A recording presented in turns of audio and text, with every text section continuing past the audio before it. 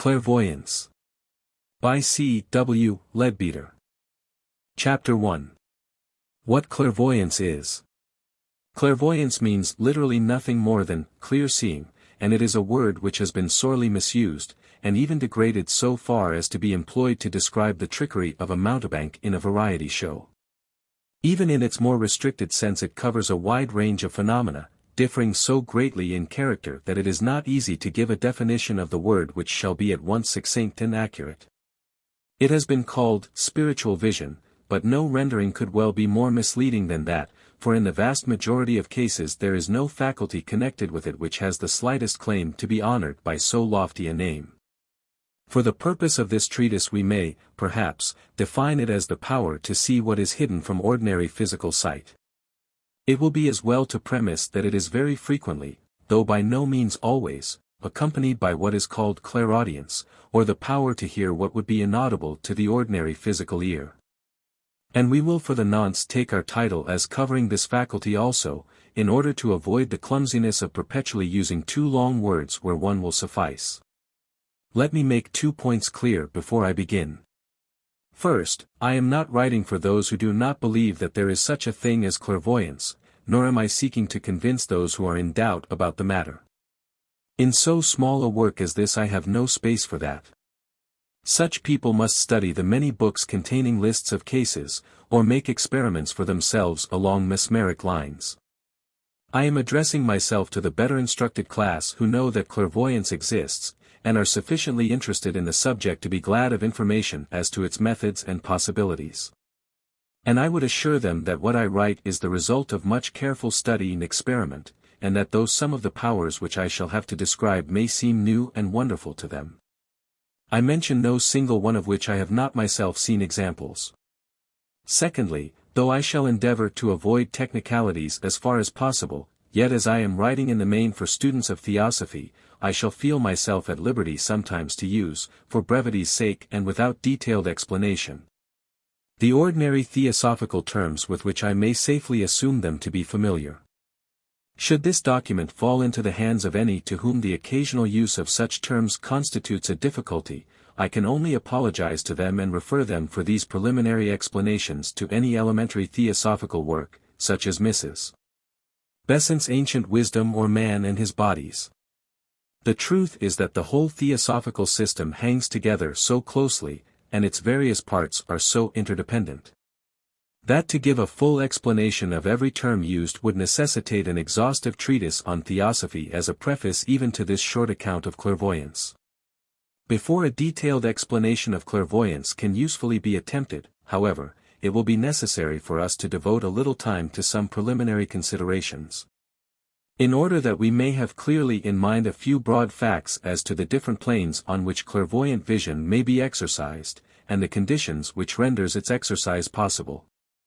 We are constantly assured in theosophical literature that all these higher faculties are presently to be the heritage of mankind in general, that the capacity of clairvoyance, for example, lies latent in every one, and those in whom it already manifests itself are simply in that one particular a little in advance of the rest of us.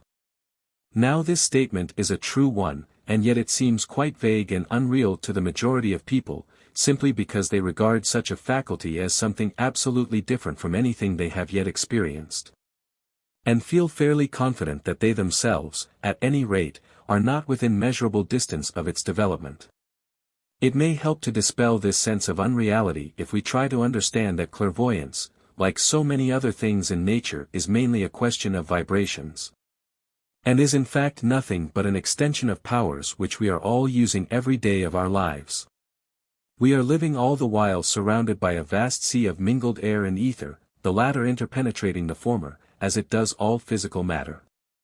And it is chiefly by means of vibrations in that vast sea of matter that impressions reach us from the outside. This much we all know, but it may perhaps never have occurred to many of us that the number of these vibrations to which we are capable of responding is in reality quite infinitesimal.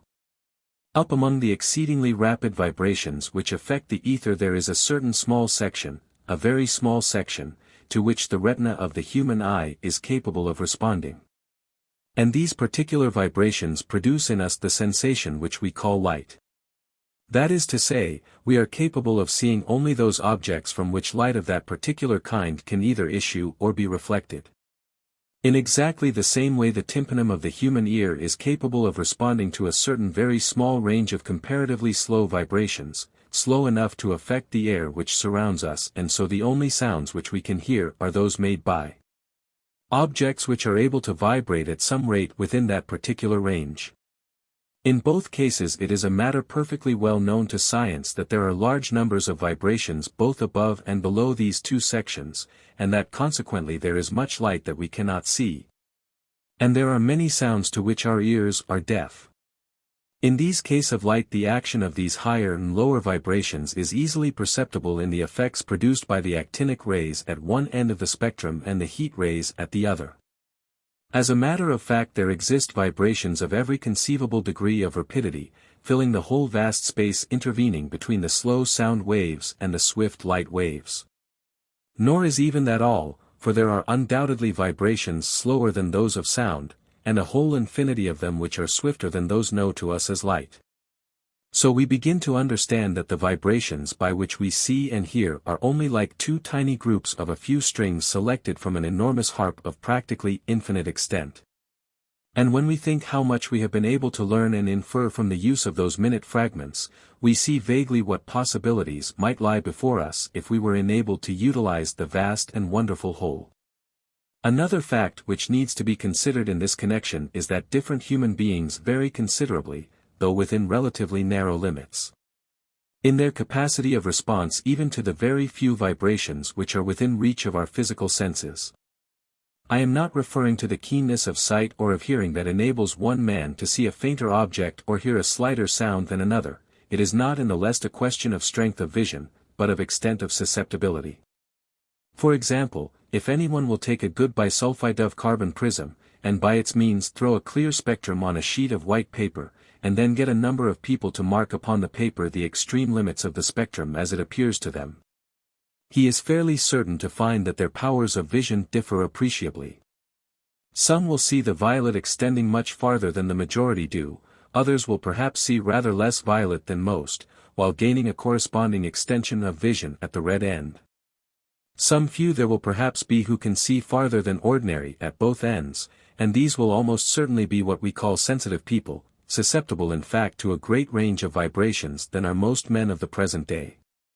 In hearing, the same difference can be tested by taking some sound which is just not too high to be audible, on the very verge of audibility as it were, and discovering how many among a given number of people are able to hear it. The squeaks of a bat is a familiar instance of such a sound. An experiment will show that on a summer evening, when the whole air is full of the shrill, needle-like cries of these little animals, quite a large number of men will be absolutely unconscious of them, and unable to hear anything at all. Now these examples clearly show that there is no hard and fast limit to man's power of response to either etheric or aerial vibrations, but that some among us already have that power to a wider extent than others. And it will even be found that the same man's capacity varies on different occasions. It is therefore not difficult for us to imagine that it might be possible for a man to develop this power, and thus in time to learn to see much that is invisible to his fellow men, and hear much that is inaudible to them. Since we know perfectly well that enormous numbers of these additional vibrations do exist, and are simply, as it were, awaiting recognition. The experiments with the Röntgen rays give us an example of the startling results which are produced when even a very few of these additional vibrations are brought within human ken. And the transparency to these rays of many substances hitherto considered opaque at once shows us one way at least in which we may explain such elementary clairvoyance as is involved in reading a letter inside a closed box, or describing those present in an adjoining apartment. To learn to see by means of the Röntgen rays in addition to those ordinarily employed would be quite sufficient to enable anyone to perform a feat of magic of this order. So far we have thought only of an extension of the purely physical senses of man. And when we remember that a man's etheric body is in reality merely the finer part of his physical frame, and that therefore all his sense organs contain a large amount of etheric matter of various degrees of density, the capacities of which are still practically latent in most of us, we shall see that even if we confine ourselves to this line of development alone, there are enormous possibilities of all kinds already opening out before us. But besides and beyond all this, we know that man possesses an astral and a mental body, each of which can in process of time be aroused into activity, and will respond in turn to the vibrations of the matter of its own plane. Thus opening up before the ego, as he learns to function through these vehicles, two entirely new and far wider worlds of knowledge and power. Now these new worlds, though they are all around us and freely interpenetrate one another, are not to be thought of as distinct and entirely unconnected in substance, but rather as melting the one into the other. The lowest astral forming a direct series with the highest physical, just as the lowest mental in its turn forms a direct series with the highest astral. We are not called upon in thinking of them to imagine some new and strange kind of matter, but simply to think of the ordinary physical kind as subdivided so very much more finely and vibrating so very much more rapidly as to introduce us to what are practically entirely new conditions and qualities. It is not then difficult for us to grasp the possibility of a steady and progressive extension of our senses, so that both by sight and by hearing we may be able to appreciate vibrations far higher and far lower than those which are ordinarily recognized. A large section of these additional vibrations will still belong to the physical plane, and will merely enable us to obtain impressions from the etheric part of that plane, which is at present as a closed book to us. Such impressions will still be received through the retina of the eye. Of course they will affect its etheric rather than its solid matter, but we may nevertheless regard them as still appealing only to an organ specialized to receive them, and not to the whole surface of the etheric body. There are some abnormal cases, however, in which other parts of the etheric body respond to these additional vibrations as readily as, or even more readily than, the eye. Such vagaries are explicable in various ways, but principally as effects of some partial astral development, for it will be found that the sensitive paths of the body almost invariably correspond with one or other of the chakrams, or centers of vitality in the astral body. And though, if astral consciousness be not yet developed, these centers may not be available on their own plane, they are still strong enough to stimulate into keener activity the etheric matter which they interpenetrate.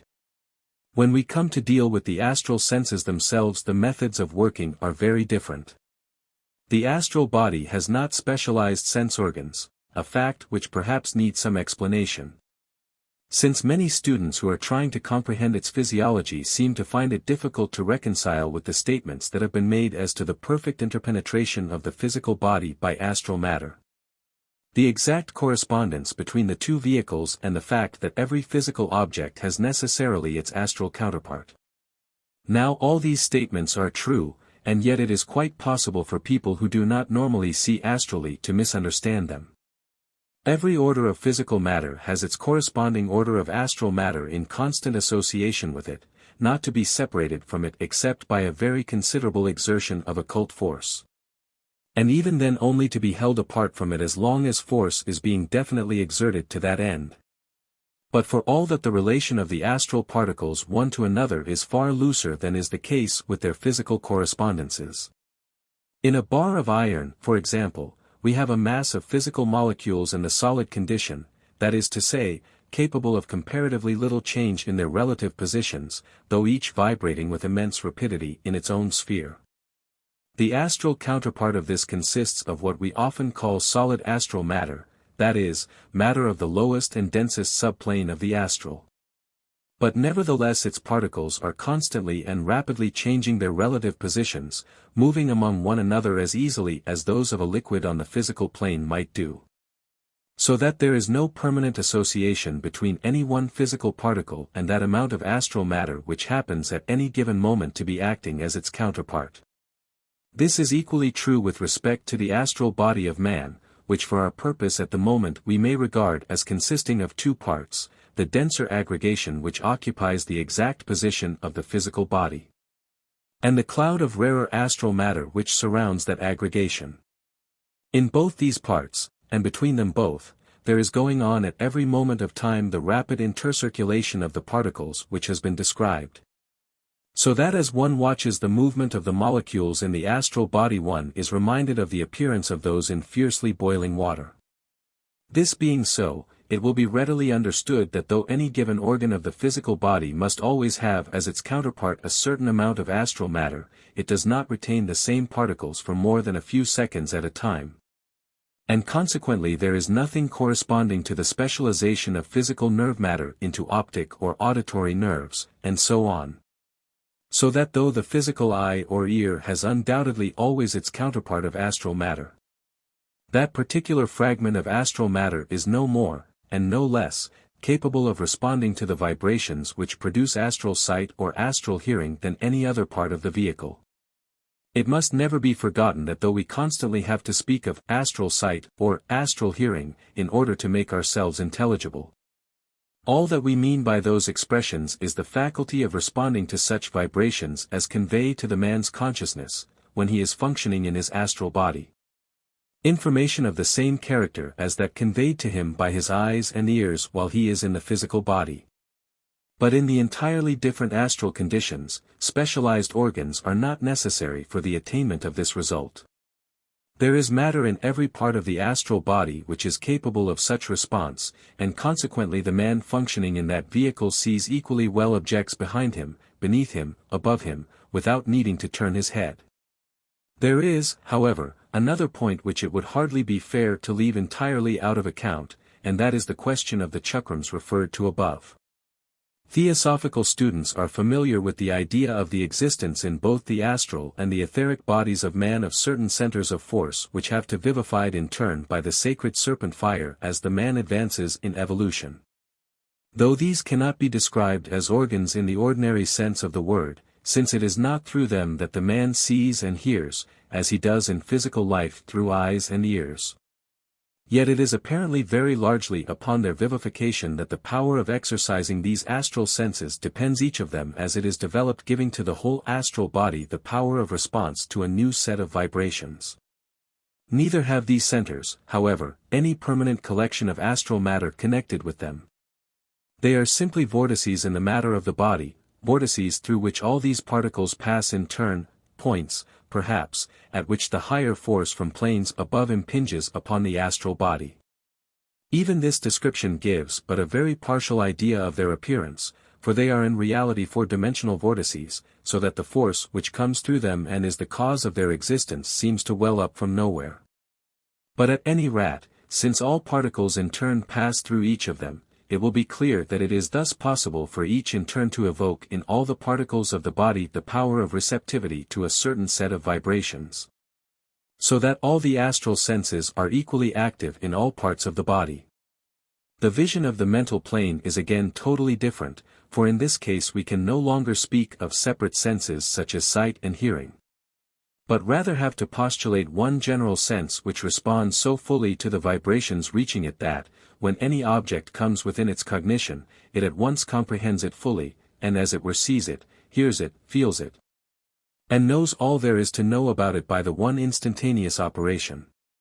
Yet even this wonderful faculty differs in degree only and not in kind from those which are at our command at the present time.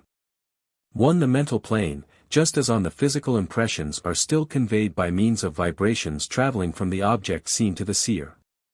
On the Buddhic plane we meet for the first time with a quite new faculty having nothing in common with those of which we have spoken, for there a man cognizes any object by an entirely different method, in which external vibrations play no part. The object becomes part of himself, and he studies it from the inside instead of from the outside. But with this power ordinary clairvoyance has nothing to do. The development, either entire or partial, of any one of these faculties would come under our definition of clairvoyance, the power to see what is hidden from ordinary physical sight. But these faculties may be developed in various ways, and it will be well to say a few words as to these different lines. We may presume that if it were possible for a man to be isolated during his evolution from all but the gentlest outside influences, and to unfold from the beginning in perfectly regular and normal fashion, he would probably develop his senses in regular order also. He would find his physical senses gradually extending their scope until they responded to all the physical vibrations, of etheric as well as of denser matter. Then in orderly sequence would come sensibility to the coarser part of the astral plane, and presently the finer part also would be included, until in due course the faculty of the mental plane dawned in its turn. In real life, however, development so regular as this is hardly ever known, and many a man has occasional flashes of astral consciousness without any awakening of etheric vision at all. And this irregularity of development is one of the principal causes of man's extraordinary liability to error in matters of clairvoyance, a liability from which there is no escape except by a long course of careful training under a qualified teacher. Students of theosophical literature are well aware that there are such teachers to be found, that even in this materialistic 19th century the old saying is still true, that, when the pupil is ready, the master is ready also, and that, in the hall of learning, when he is capable of entering there, the disciple will always find his master. They are well aware also that only under such guidance can a man develop his latent powers in safety and with certainty. Since they know how fatally easy it is for the untrained clairvoyant to deceive himself as to the meaning and value of what he sees, or even absolutely to distort his vision completely in bringing it down into his physical consciousness. It does not follow that even the pupil who is receiving regular instruction in the use of occult powers will find them unfolding themselves exactly in the regular order which was suggested above as probably idea. His previous progress may not have been such as to make this for him the easiest or most desirable road. But at any rate he is in the hands of one who is perfectly competent to be his guide in spiritual development, and he rests in perfect contentment that the way along which he is taken will be that which is the best way for him. Another great advantage which he gains is that whatever faculties he may acquire are definitely under his command and can be used fully and constantly when he needs them for his theosophical work. Whereas in the case of the untrained man such powers often manifest themselves only very partially and spasmodically, and appear to come and go, as it were, at their own sweet will. It may reasonably be objected that if clairvoyant faculty is, as stated, a part of the occult development of man, and so a sign of a certain amount of progress along that line, it seems strange that it should often be possessed by primitive peoples, or by the ignorant and uncultured among our own race, persons who are obviously quite undeveloped, from whatever point of view one regards them. No doubt this does appear remarkable at first sight. But the fact is that the sensitiveness of the savage or of the coarse and vulgar European ignoramus is not really at all the same thing as the faculty of his properly trained brother, nor is it arrived at in the same way. An exact and detailed explanation of the difference would lead us into rather recondite technicalities, but perhaps the general idea of the distinction between the two may be caught from an example taken from the very lowest plane of clairvoyance. In close contact with the denser physical, the etheric double in man is in exceedingly close relation to his nervous system, and any kind of action upon one of them speedily reacts on the other. Now in the sporadic appearance of etheric sight in the savage, whether of Central Africa or of Western Europe, it has been observed that the corresponding nervous disturbance is almost entirely in the sympathetic system.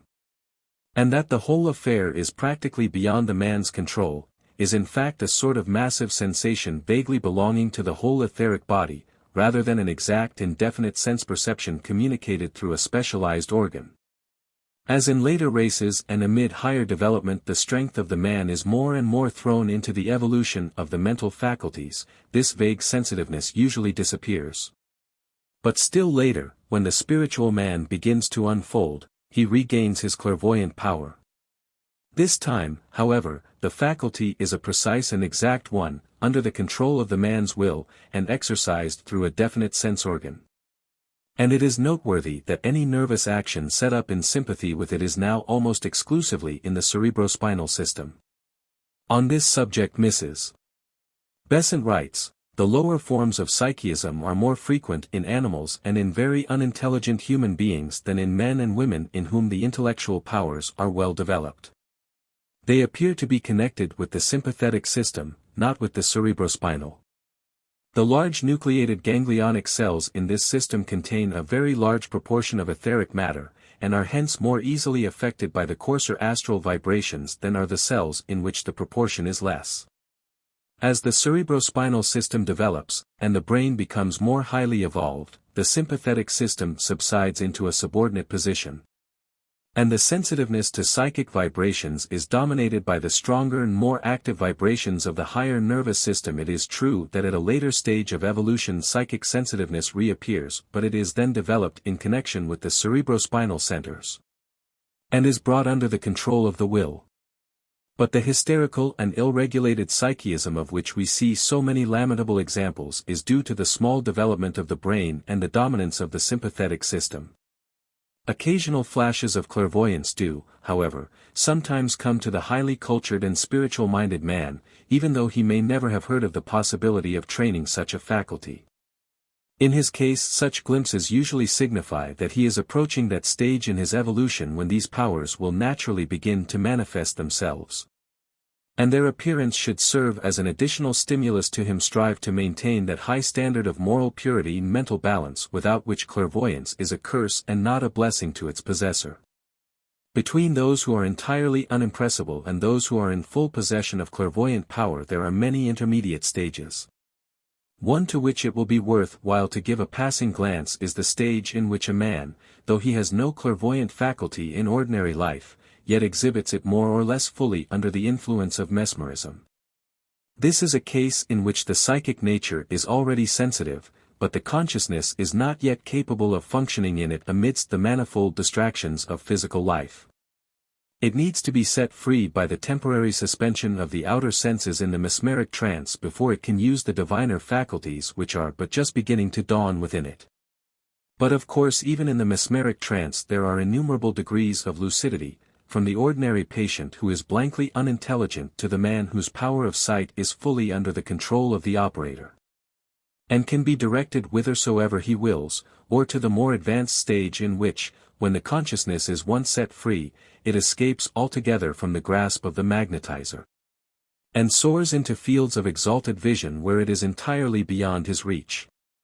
Another step along the same path is that upon which such perfect suppression of the physical as that which occurs in the hypnotic trance is not necessary, but the power of supernormal sight, though still out of reach during waking life, becomes available when the body is held in the bonds of ordinary sleep. At this stage of development stood many of the prophets and seers of whom we read, who were warned of God in a dram, or communed with beings far higher than themselves in the silent watches of the night. Most cultured people of the higher races of the world have this development to some extent, that is to say, the senses of their astral bodies are in full working order, and perfectly capable of receiving impressions from objects and entities of their own plane. But to make that fact of any use to them down here in the physical body, two changes are usually necessary. First, that the ego shall be awakened to the realities of the astral plane, and induced to emerge from the chrysalis formed by his own waking thoughts, and look round him to observe and to learn. And secondly, that the consciousness shall be so far retained during the return of the ego into his physical body as to enable him to impress upon his physical brain the recollection of what he has seen or learnt.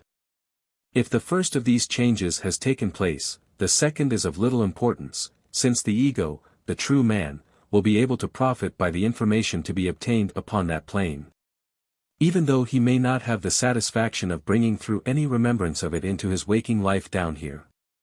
Students often ask how this clairvoyant faculty will first be manifested in themselves, how they may know when they have reached the stage at which its first faint foreshadowings are beginning to be visible. Cases differ so widely that it is impossible to give to this question any answer that will be universally applicable.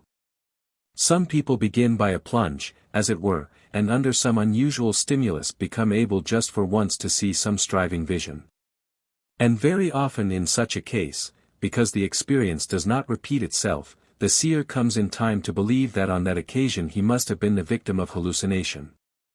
Others begin by becoming intermittently conscious of the brilliant colors and vibrations of the human aura, yet others find themselves with increasing frequency seeing and hearing something to which those around them are blind and deaf. Others, again, see faces, landscapes, or colored clouds floating before their eyes in the dark before they sink to rest. While perhaps the commonest experience of all is that of those who begin to recollect with greater and greater clearness what they have seen and heard on the other planes during sleep. Having now to some extent cleared our ground, we may proceed to consider the various phenomena of clairvoyance. They differ so widely both in character and in degree that it is not very easy to decide how they can most satisfactorily be classified. We might, for example, arrange them according to the kind of sight employed, whether it were mental, astral, or merely etheric. We might divine them according to the capacity of the clairvoyant, taking into consideration whether he was trained or untrained, whether his vision was regular and under his command, or spasmodic and independent of his volition. Whether he could exercise it only when under mesmeric influence, or whether that assistance was unnecessary for him. Whether he was able to use his faculty when awake in the physical body, or whether it was available only when he was temporarily away from that body in sleep or trance. All these distinctions are of importance, and we shall have to take them all into consideration as we go on, but perhaps on the whole the most useful classification will be one something on the lines of that adopted by Mr. Sinnett in his Rationale of Mesmerism, a book, by the way, which all students of clairvoyance ought to read. In dealing with the phenomena, then, we will arrange them rather according to the capacity of the sight employed than to the plane upon which it is exercised, so that we may group instances of clairvoyance under some such headings as these. 1. Simple clairvoyance, that is to say, a mere opening of sight, enabling its possessor to see whatever astral or etheric entities happen to be present around him, but not including the power of observing either distance places or scenes belonging to any other time than the present. 2. Clairvoyance in space, the capacity to see scenes or events removed from the seer in space, and either too far distant for ordinary observation or concealed by intermediate objects. 3. Clairvoyance in time, that is to say, the capacity to see objects or events which are removed from the seer in time, or, in other words, the power of looking into the past or the future. How do you find this book? Any thoughts about the book or the author? Any suggestion for improvement? Please take a moment to share your thoughts in a comment. If you like it, share it with your friends who might enjoy it as well. Subscribe to keep in touch. Visit CompleteAudiobooks.com for more quality content. Chapter 2.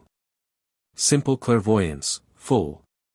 We have defined this as a mere opening of etheric or astral sight, which enables the possessor to see whatever may be present around him on corresponding levels, but is not usually accompanied by the power of seeing anything at a great distance or of reading either the past or the future.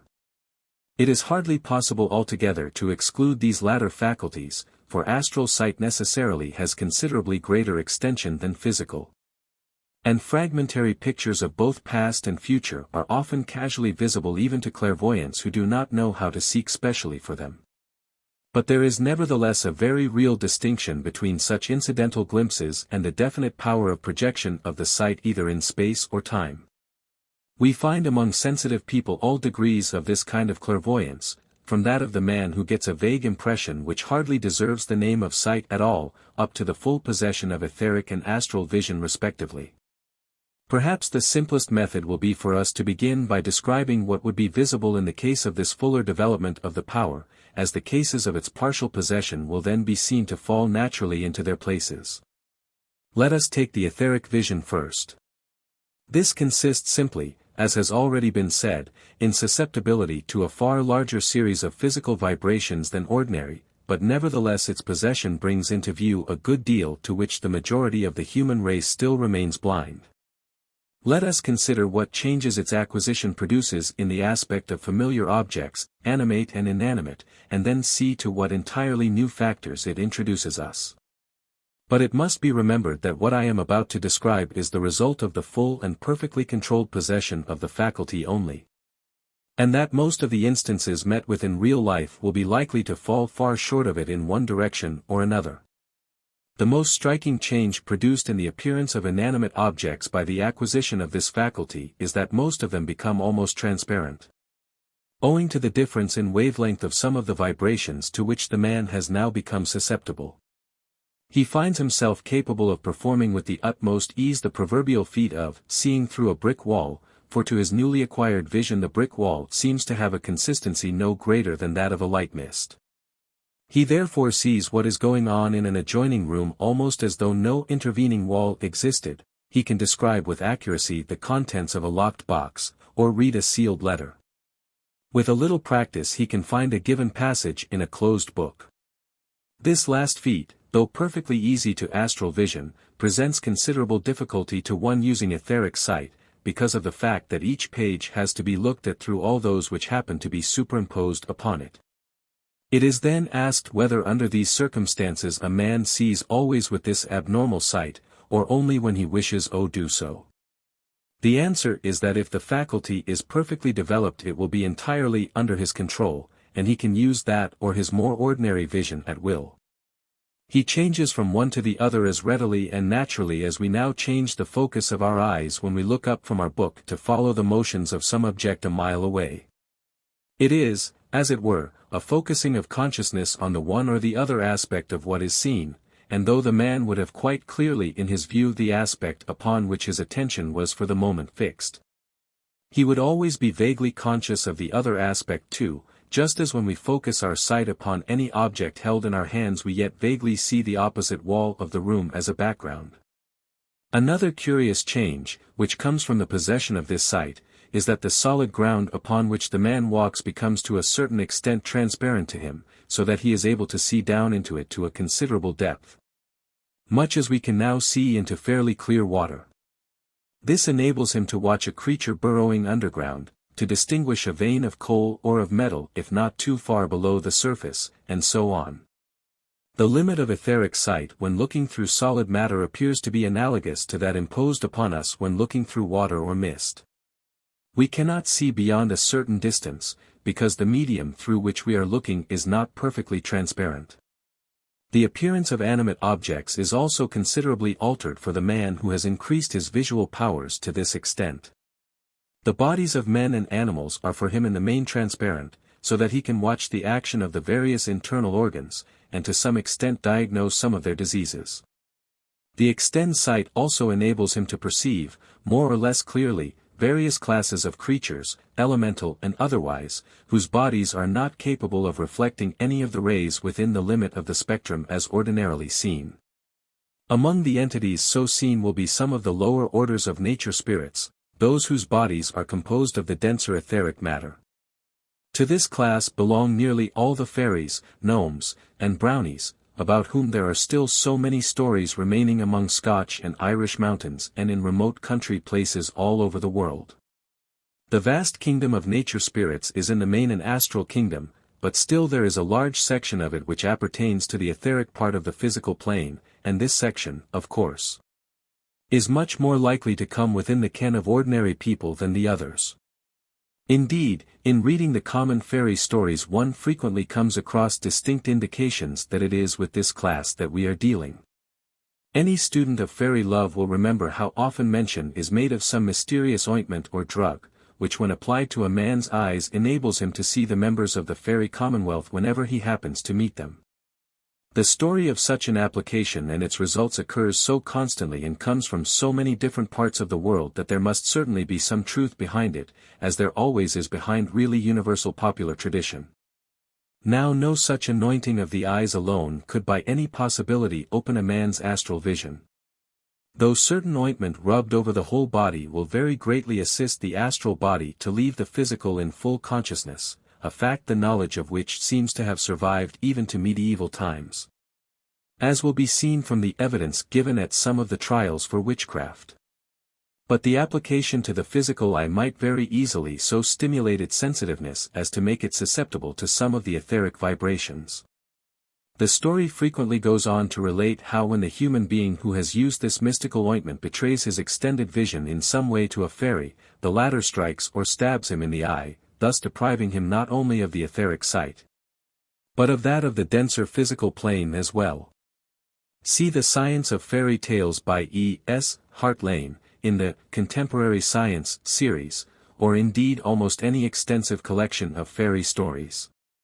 If the sight acquired had been astral, such a proceeding would have been entirely unavailing, for no injury to the physical apparatus would affect an astral faculty. But if the vision produced by the ointment were etheric, the destruction of the physical eye would in most cases at once distinguish it, since that is the mechanism by means of which it works. Anyone possessing this sight of which we are speaking would also be able to perceive the etheric double of man. But since this is so nearly identical in size with the physical, it would hardly be likely to attract his attention unless it were partially protected in trance or under the influence of anesthetics. After death, when it withdraws entirely from the dense body, it would be clearly visible to him, and he would frequently see it hovering over newly made graves as he passed through a churchyard or cemetery. If he were to attend a spiritualistic séance, he would see the etheric matter oozing out from the side of the medium, and could observe the various ways in which the communicating entities make use of it. Another fact which could hardly fail soon to thrust itself upon his notice would be the extension of his perception of color. He would find himself able to see several entirely new colors, not in the least resembling any of those included in the spectrum as we at present know it, and therefore of course quite indescribable in any terms at our command. And not only would he see new objects that were wholly of these new colors, but he would also discover that modifications had been introduced into the color of many objects with which he was quite familiar, according to whether they had or had not some tinge of these new hues intermingled with the old. So that two surfaces of color which to ordinary eyes appeared to match perfectly would often present distinctly different shades to his keener sight. We have now touched upon some of the principal changes which would be introduced into a man's world when he gained etheric sight. And it must always be remembered that in most cases a corresponding change would at the same time be brought about in his other senses also, so that he would be capable of hearing, and perhaps even of feeling, more than most of those around him. Now supposing that in addition to this he obtained the sight of the astral plane, what further changes would be observable? Well, the changes would be many and great. In fact, a whole new world would open before his eyes. Let us consider its wonders briefly in the same order as before, and see first what difference there would be in the appearance of inanimate objects. On this point I may begin by quoting a recent quaint answer given in the Vahan. There is a distinct difference between etheric sight and astral sight, and it is the latter which seems to correspond to the fourth dimension. The easiest way to understand the difference is to take an example. If you looked at a man with both the sights in turn, you would see the buttons at the back of his coat in both cases. Only if you used etheric sight you would see them through him, and would see the shank side as nearest to you, but if you looked astrally, you would see it not only like that, but just as if you were standing behind the man as well. Or if you were looking etherically at a wooden cube with writing on all its sides, it would be as though the cube were glass, so that you could see through it, and you would see the writing on the opposite side all backwards. While that on the right and left sides would not be clear to you at all unless you moved, because you see it edgewise. But if you looked at it astrally you would see all the sides at once, and all the right way up, as though the whole cube had been flattened out before you, and you would see every particle of the inside as well, not through the others, but all flattened out. You would be looking at it from another direction, at right angles to all the directions that we know. If you look at the back of a watch etherically you see all the wheels through it, and the face through them, but backwards. If you look at it astrally, you see the face right way up and all the wheels lying separately, but nothing on the top of anything else. Here we have at once the keynote, the principal factor of the change. The man is looking at everything from an absolutely new point of view, entirely outside of anything that he has ever imagined before. He has no longer the slightest difficulty in reading any page in a closed book, because he is not now looking at it through all the other pages before it or behind it, but is looking straight down upon it as though it were the only page to be seen. The depth at which a vein of metal or of coal may lie is no longer a barrier to his sight of it, because he is not now looking through the intervening depth of earth at all. The thickness of a wall, or the number of walls intervening between the observer and the object, would make a great deal of difference to the clearness of the etheric sight. They would make no difference whatever to the astral sight, because on the astral plane they would not intervene between the observer and the object. Of course that sounds paradoxical and impossible, and it is quite inexplicable to a mind not specially trained to grasp the idea, yet it is none the less absolutely true. This carries us straight into the middle of the much vexed question of the fourth dimension, a question of the deepest interest, though one that we cannot pretend to discuss in the space at our disposal. Those who wish to study it as it deserves are recommended to begin with Mr. C. H. Hinton's Scientific Romances or Dr. T. Schofield's Another World, and then follow on with the former author's larger work, A New Era of Thought. Mr. Hinton not only claims to be able himself to grasp mentally some of the simpler fourth-dimensional figures, but also states that anyone who will take the trouble to follow out his directions may with perseverance acquire that mental grasp likewise. I am not certain that the power to do this is within the reach of everyone, as he thinks, for it appears to me to require considerable mathematical ability. But I can at any rate bear witness that the tesseract or fourth-dimensional cube which he describes is a reality, for it is quite a familiar figure upon the astral plane. He has now perfected a new method of representing the several dimensions by colors instead of by arbitrary written symbols. He states that his will very much simplify the study, as the reader will be able to distinguish instantly by sight any part or feature of the tesseract. A full description of this new method, with plates, is said to be ready for the press, and is expected to appear within a year, so that intending students of this fascinating subject might do well to await its publication. I know that Madame Blavatsky, in alluding to the theory of the fourth dimension, has expressed an opinion that it is only a clumsy way of stating the idea of the entire permeability of matter, and that Mr. W. T. Stead has followed along the same lines, presenting the conception to his readers under the name of Thruth. Careful, oft-repeated and detailed investigation does, however, seem to show quite conclusively that this explanation does not cover all the facts. It is a perfect description of etheric vision, but the further and quite different idea of the fourth dimension as expounded by Mr. Hinton is the only one which gives any kind of explanation down here of the constantly observed facts of astral vision. I would therefore venture deferentially to suggest that, when Madame Blavatsky wrote as she did, she had in mind etheric vision and not astral, and that the extreme applicability of the phrase to this other and higher faculty, of which she was not at the moment thinking, did not occur to her. The possession of this extraordinary and scarcely expressible power, then, must always be borne in mind through all that follows.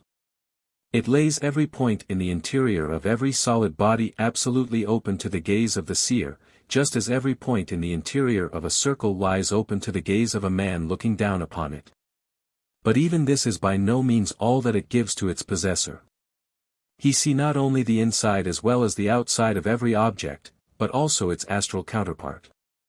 Every atom and molecule of physical matter has its corresponding astral atoms and molecules, and the mass which is built up out of these is clearly visible to our clairvoyant.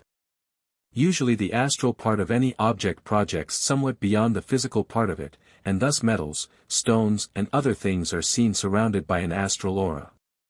It will be seen at once that even in the study of inorganic matter a man gains immensely by the acquisition of this vision. Not only does he see the astral part of the object at which he looks, which before was wholly hidden from him.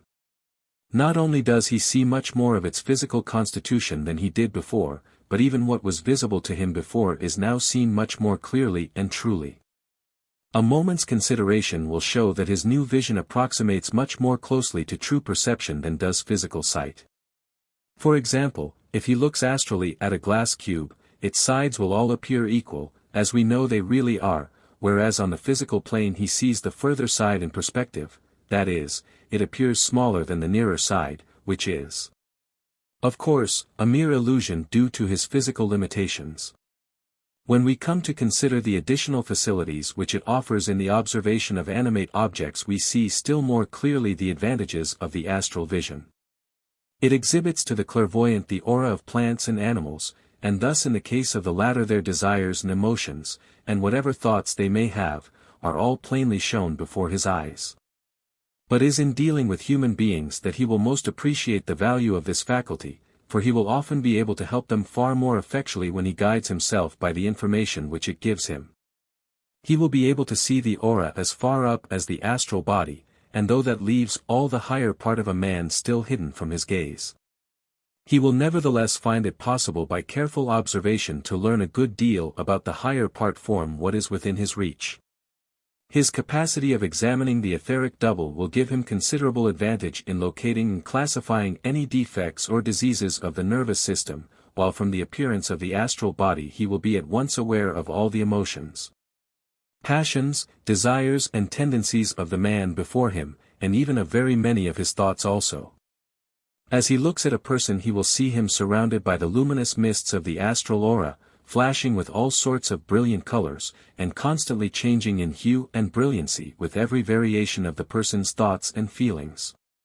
He will see this aura flooded with the beautiful rose color of pure affection, the rich blue of devotional feeling, the hard, dull brown of selfishness, the deep scarlet of angers, the horrible lurid red of sensuality, the livid gray of fear, the black clouds of hatred and malice, or any of the other hundredfold indications so easily to be read in it by a practiced eye. And thus it will be impossible for any persons to conceal from him the real state of their feelings on any subject. These varied indications of the aura are of themselves the study of very deep interest, but I have no space to deal with them in detail here. A much fuller account of them, together with a number of colored illustrations, will be found in my work on the subject Man Visible and Invisible. Not only does the astral aura show him the temporary result of the emotion passing through it at the moment, but it also gives him, by the arrangement and proportion of its colors when in a condition of comparative rest, a clue to the general disposition and character of its owner. For the astral body is the expression of as much of the man as can be manifested on that plane, so that from what is seen in it much more which belongs to higher planes may be inferred with considerable certainty. In this judgment of character our clairvoyant will be much helped by so much of the person's thought as expresses itself on the astral plane, and consequently comes within his purview. The true home of thought is on the mental plane, and all thought first manifests itself there as a vibration of the mind-body. But if it be in any way a selfish thought, or if it be connected in any way with an emotion or a desire, it immediately descends into the astral plane, and takes to itself a visible form of astral matter. In the case of the majority of men almost all thought would fall under one or other of these heads, so that practically the whole of their personality would lie clearly before friends' astral vision. Since their astral bodies and the thought forms constantly radiating from them would be to him as an open book in which their characteristics were writ so largely that he who ran might read. Anyone wishing to gain some idea as to how the thought forms present themselves to clairvoyant vision may satisfy themselves to some extent by examining the illustrations accompanying Mrs. Besant's valuable article on the subject in Lucifer for September 1896. We have seen something of the alteration in the appearance of both animate and inanimate objects when viewed by one possessed of full clairvoyant sight as far as the astral plane is concerned. Let us now consider what entirely new objects he will see. He will be conscious of a far greater fullness in nature in many directions, but chiefly his attention will be attracted by the living denizens of this new world. No detailed account of them can be attempted within the space at our disposal, for that the reader is referred to no. V. of the Theosophical Manuals. Here we can do no more than barely enumerate a few classes only of the vast hosts of astral inhabitants. He will be impressed by the protean forms of the ceaseless tide of elemental essence, ever swirling around him, menacing often, yet always retiring before a determined effort of the will. He will marvel at the enormous army of entities temporarily called out of this ocean into separate existence by the thoughts and wishes of man, whether good or evil. He will watch the manifold tribes of the nature spirits at their work or at their play.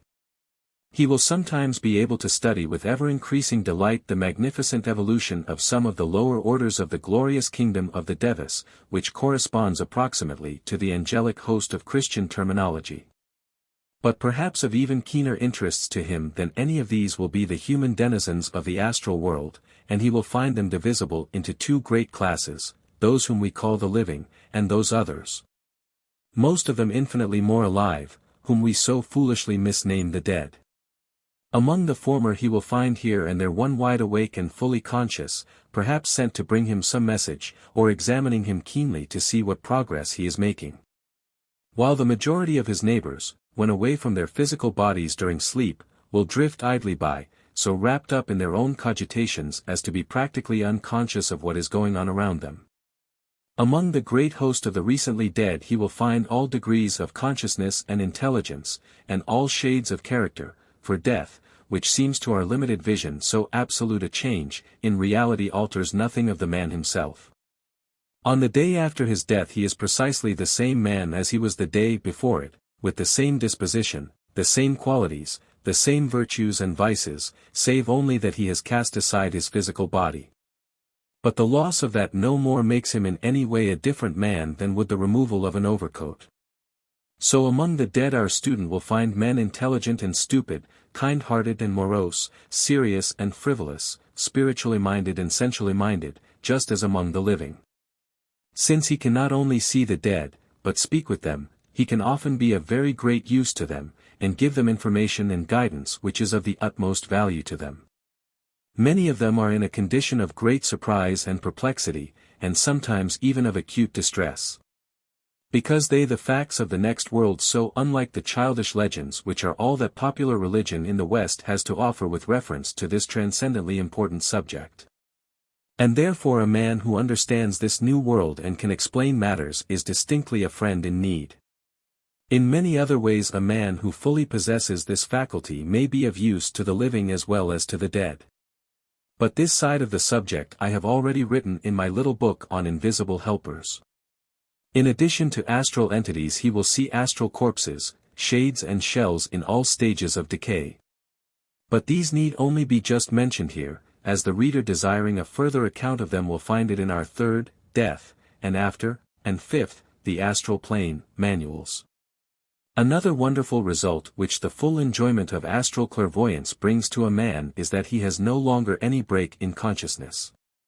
When he lies down at night he leaves his physical body to the rest which it requires, while he goes about his business in the far more comfortable astral vehicle. In the morning he returns to and re-enters his physical body, but without any loss of consciousness or memory between the two states, and thus he is able to live, as it were, a double life which yet is one. And to be usefully employed during the whole of it, instead of losing 1/3 of his existence in blank unconsciousness. Another strange power of which he may find himself in possession, though its full control belongs rather to the still higher devachanic faculty, is that of magnifying at will the minutest physical or astral particle to any desired size. As though by a microscope, though no microscope ever made or ever likely to be made possesses eve 1,000th part f this psychic magnifying power. By its means the hypothetical molecule and atom postulated by science becomes visible and living realities to the occult student. And on this closer examination he finds them to be much more complex in their structure than the scientific man has yet realized them to be.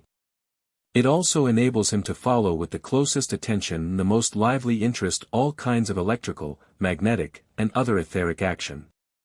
And when some of the specialists in these branches of science are able to develop the power to see those things whereof they write so facilely, some very wonderful and beautiful revelations may be expected.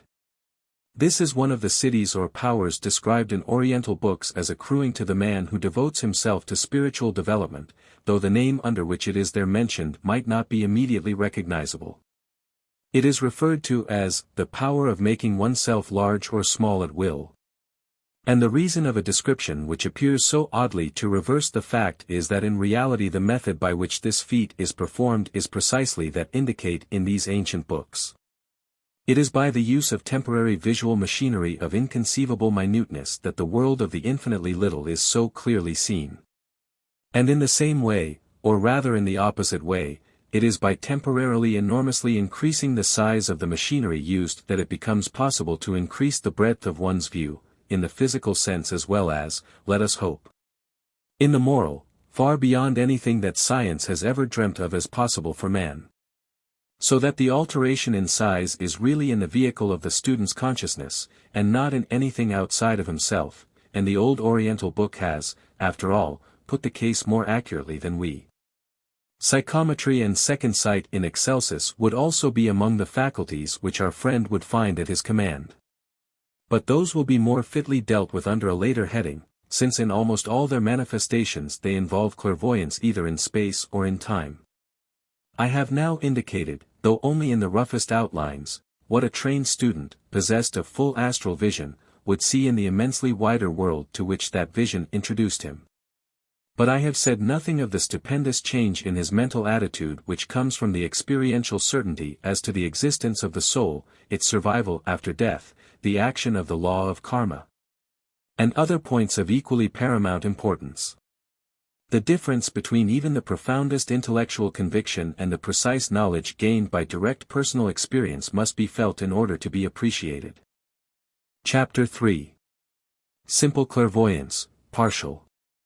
The experiences of the untrained clairvoyant, and be it remembered that that class includes all European clairvoyants except a very few, will, however, usually fall very far short of what I have attempted to indicate. They will fall short in many different ways, in degree, in variety, or in permanence, and above all in precision. Sometimes, for example, a man's clairvoyance will be permanent, but very partial, extending only perhaps to one or two classes of the phenomena observable. He will find himself endowed with some isolated fragment of higher vision, without apparently possessing other powers of sight which ought normally to accompany that fragment, or even to precede it. For example, one of my dearest friends has all his life had the power to see the atomic ether and atomic astral matter, and to recognize their structure, alike in darkness or in light, as interpenetrating everything else. Yet he has only rarely seen entities whose bodies are composed of the much more obvious lower ethers or denser astral matter, and at any rate is certainly not permanently able to see them. He simply finds himself in possession of this special faculty, without any apparent reason to account for it, or any recognizable relation to anything else. And beyond proving to him the existence of these atomic planes and demonstrating their arrangement, it is difficult to see of what particular use it is to him at present. Still, there the thing is, and it is an earnest of greater things to come, of further powers still awaiting development. There are many similar cases, similar, I mean, not in the possession of that particular form of sight, which is unique in my experience, but in showing the development of some one small part of the full and clear vision of the astral and etheric planes. In 9 cases out of 10, however, such partial clairvoyance will at the same time lack precision also, that is to say, there will be a good deal of vague impression and inference about it, instead of the clear-cut definition and certainty of the trained man. Examples of this type are constantly to be found, especially among those who advertise themselves as test and business clairvoyants. Then, again, there are those who are only temporarily clairvoyant under certain special conditions.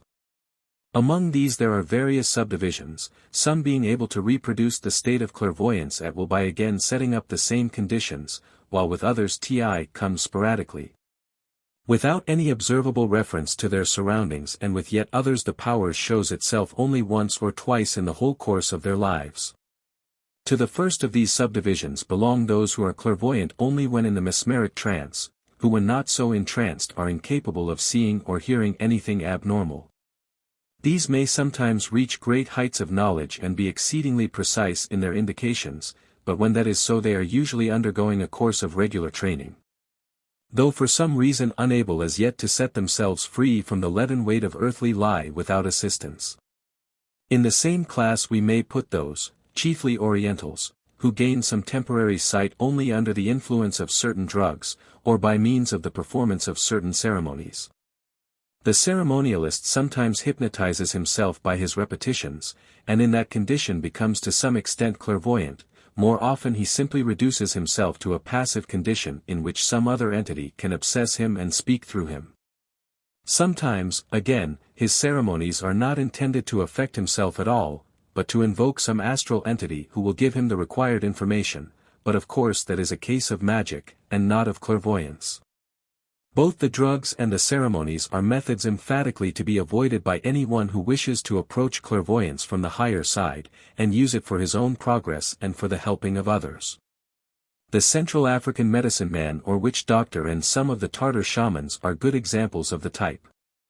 Those to whom a certain amount of clairvoyant power has come occasionally only, and without any reference to their own wish, have often been hysterical or highly nervous persons, with whom the faculty was to a large extent one of the symptoms of a disease.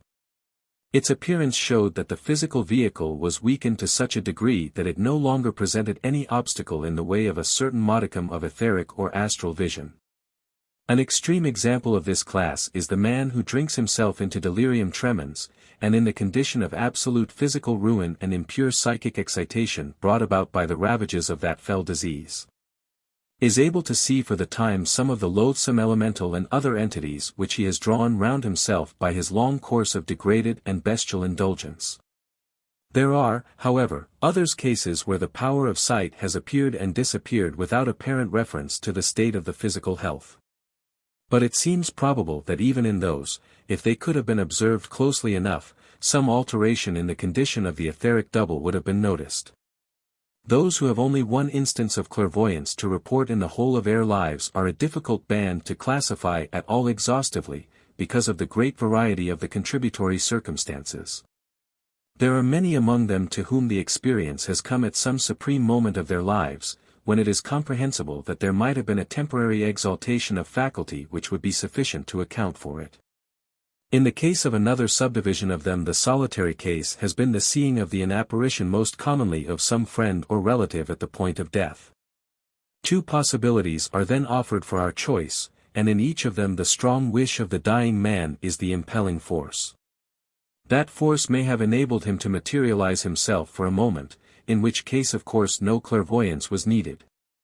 Or more probably it may have acted mesmerically upon the percipient, and momentarily dulled his physical and stimulated his higher sensitiveness. In either case the vision is the product of the emergency and is not repeated simply because the necessary conditions are not repeated. There remains, however, an irresolvable residuum of cases in which a solitary instance occurs of the exercise of undoubted clairvoyance, while yet the occasion seems to us wholly trivial and unimportant. About these we can only frame hypotheses. The governing conditions are evidently not on the physical plane, and a separate investigation of each case would be necessary before we could speak with any certainty as to its causes.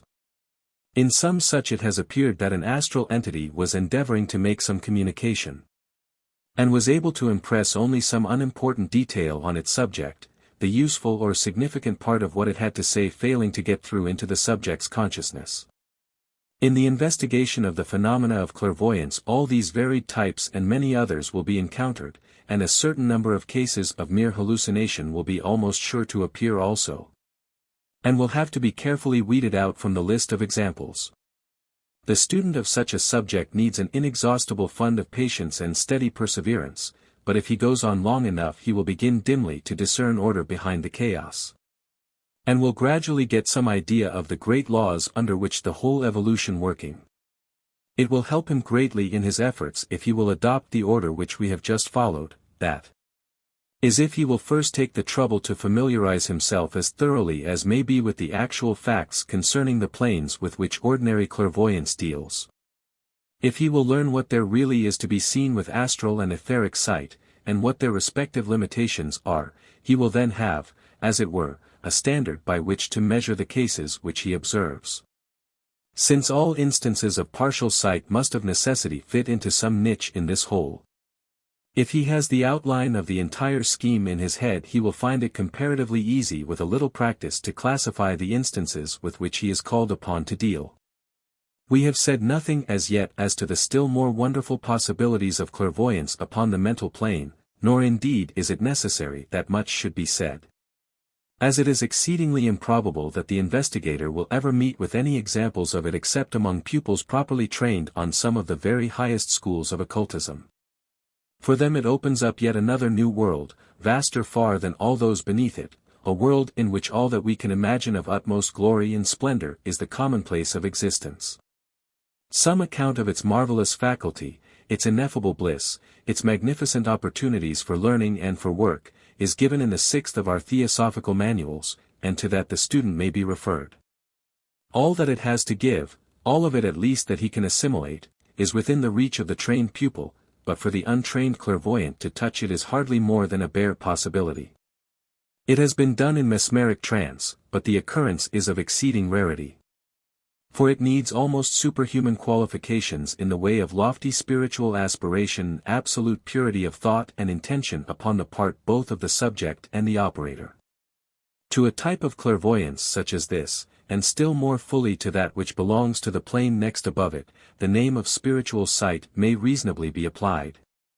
And since the celestial world to which it opens our eyes lies all round us here and now, it is fit that our passing reference to it should be made under the heading of simple clairvoyance.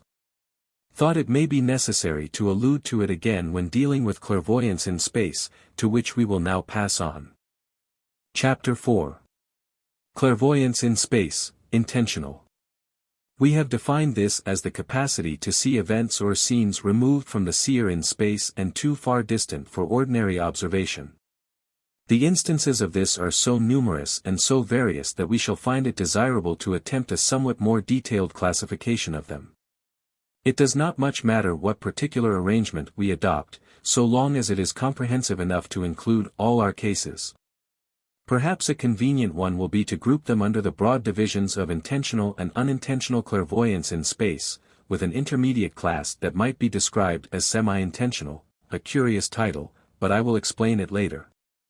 As before, I will begin by stating what is possible along this line for the fully trained seer, and endeavoring to explain how his faculty works and under what limitations it acts. After that we shall find ourselves in a better position to try to understand the manifold examples of partial and untrained sight.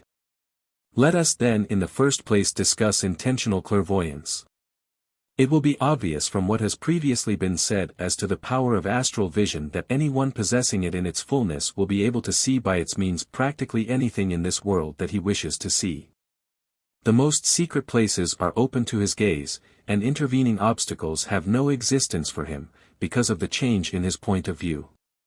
So that if we grant him the power of moving about in the astral body he can without difficulty go anywhere and see anything within the limits of the planet. Indeed, this is to a large extent possible to him even without the necessity of moving the astral body at all, as we shall presently see. Let us consider a little more closely the methods by which this superphysical sight may be used to observe events taking place at a distance. When, for example, a man here in England sees in minutest detail something which is happening at the same moment in India or America, how is it done? A very ingenious hypothesis has been offered to account for the phenomenon. It has been suggested that every object is perpetually throwing off radiations in all directions, similar in some respects to, though infinitely finer than, rays of light. And that clairvoyance is nothing but the power to see by means of these finer radiations. Distance would in that case no bar to the sight, all intervening objects would be penetrable by these rays, and they would be able to cross one another to infinity in all directions without entanglement. Precisely as the vibrations of ordinary light do. Now though this is not exactly the way in which clairvoyance works, the theory is nevertheless quite true in most of its premises. Every object undoubtedly is throwing off radiations in all directions, and it is precisely in this way, though on a higher plane, that the Akashic records seem to be formed. Of them it will be necessary to say something under our next heading, so we will do no more than mention them for the moment. The phenomena of psychometry are also dependent upon these radiations, as will presently be explained. There are however, certain practical difficulties in the way of using these etheric vibrations, for that is, of course, what they are, as the medium by means of which one may see anything taking place at a distance. Intervening objects are not entirely transparent, and as the actors in the scene which the experimenter tried to observe would probably be at least equally transparent, it is obvious that serious confusion would be quite likely to result. The additional dimension which would come into play if astral radiations were sensed instead of etheric would obviate some of the difficulties, but would on the other hand introduce some fresh complications of its own. So that for practical purposes, in endeavoring to understand clairvoyance, we may dismiss this hypothesis of radiations from our minds, and turn to the methods of seeing at a distance which are actually at the disposal of the student. It will be found that there are four of them being really varieties of clairvoyance, while the fifth does not properly come under that head at all, but belongs to the domain of magic. Let us take this last one first, and get it out of our way. 1. By the assistance of a nature spirit. This method does not necessarily involve the possession of any psychic faculty at all on the part of the experimenter. He need only know how to induce some denizen of the astral world to undertake the investigation for him. This may be done either by invocation or by evocation, that is to say, the operator may either persuade his astral coadjutor by prayers and offerings to give him the help he desires, or he may compel his aid by the determined exercise of a highly developed will. This method has been largely practiced in the East, where the entity employed is usually a nature spirit, and in old Atlantis, where the lords of the dark face used a highly specialized and peculiarly venomous variety of artificial elemental for this purpose. Information is sometimes obtained in the same sort of way at the spiritualistic séance of modern days. But in that case the messenger employed is more likely to be a recently deceased human being functioning more or less freely on the astral plane, though even here also it is sometimes an obliging nature spirit, who is amusing himself by posing as somebody's departed relative. In any case, as I have said, this method is not clairvoyant at all, but magical, and it is mentioned here only in order that the reader may not become confused in the endeavor to classify cases of its use under some of the following headings. 2. By means of an astral current. This is a phrase frequently and rather loosely employed in some of our theosophical literature to cover a considerable variety of phenomena, and among others that which I wish to explain. What is really done by the student who adopts this method is not so much the setting in motion of a current in astral matter as the erection of a kind of temporary telephone through it. It is impossible here to give an exhaustive disquisition on astral physics, even had I the requisite knowledge to write it. All I need say is that it is possible to make in astral matter a definite connecting line that shall act as a telegraph wire to convey vibrations by means of which all that is going on at the other end of it may be seen. Such a line is established, be it understood, not by a direct projection through space of astral matter, but by such action upon a line, or rather many lines, of particles of that matter as will render them capable of forming a conductor for vibrations of the character required. This preliminary action can be set up in two ways, either by the transmission of energy from particle to particle until the line is formed, or by the use of a force from a higher plane which is capable of acting upon the whole line simultaneously. Of course this latter method implies far greater development, since it involves the knowledge of, and the power to use, forces of a considerably higher level. So that the man who could make his line in this way would not, for his own use, need a line at all, since he could see far more easily and completely by means of an altogether higher faculty. Even the simpler and purely astral operation is a difficult one to describe, though quite an easy one to perform. It may be said to partake somewhat of the nature of the magnetization of a bar of steel. For it consists in what we might call the polarization, by an effort of the human will, of a number of parallel lines of astral atoms reaching from the operator to the scene which he wishes to observe. All the atoms thus affected are held for the time with their axes rigidly parallel to one another, so that they form a kind of temporary tube along which the clairvoyant may look. This method has the disadvantage that the telegraph line is liable to disarrangement or even destruction by any sufficiently strong astral current which happens to cross its path. But if the original effort of will were fairly definite, this would be a contingency of only infrequent occurrence. The view of a distant scene obtained by means of this astral current is in many ways not unlike that seen through a telescope. Human figures usually appear very small, like those on a distant stage, but in spite of their diminutive size they are as clear as though they were close by. Sometimes it is possible by this means to hear what is said as well as to see what is done. But as in the majority of cases this does not happen, we must consider it rather as the manifestation of an additional power than as a necessary corollary of the faculty of sight. It will be observed that in this case the seer does not usually leave his physical body at all. There is no sort of projection of his astral vehicle or of any part of himself towards that at which he is looking, but he simply manufactures for himself a temporary astral telescope. Consequently he has, to a certain extent, the use of his physical powers even while he is examining the distant scene. For example, his voice would usually still be under his control, so that he could describe what he saw even while he was in the act of making his observations. This consciousness of the man is, in fact, distinctly still at this end of the line.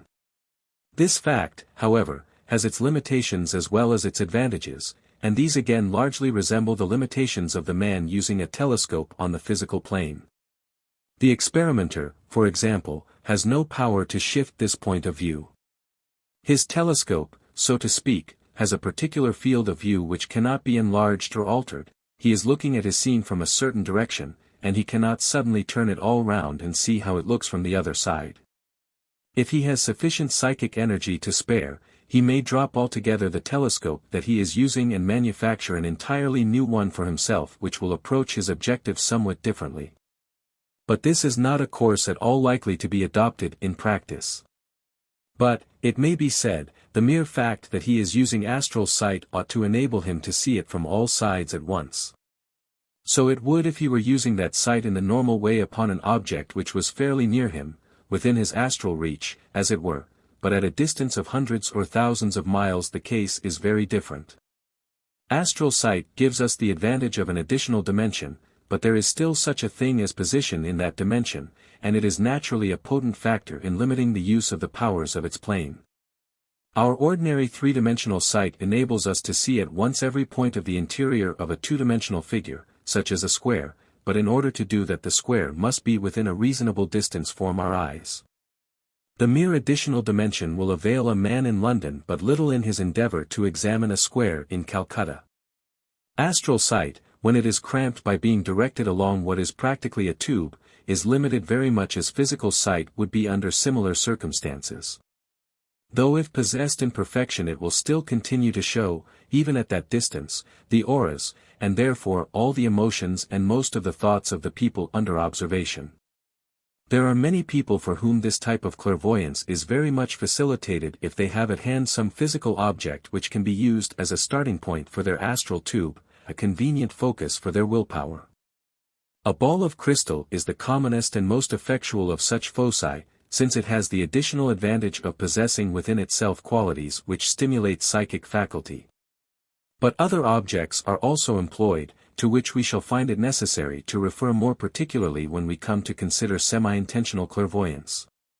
In connection with this astral current form of clairvoyance, as with others, we find that there are some psychics who are unable to use it except when under the influence of mesmerism.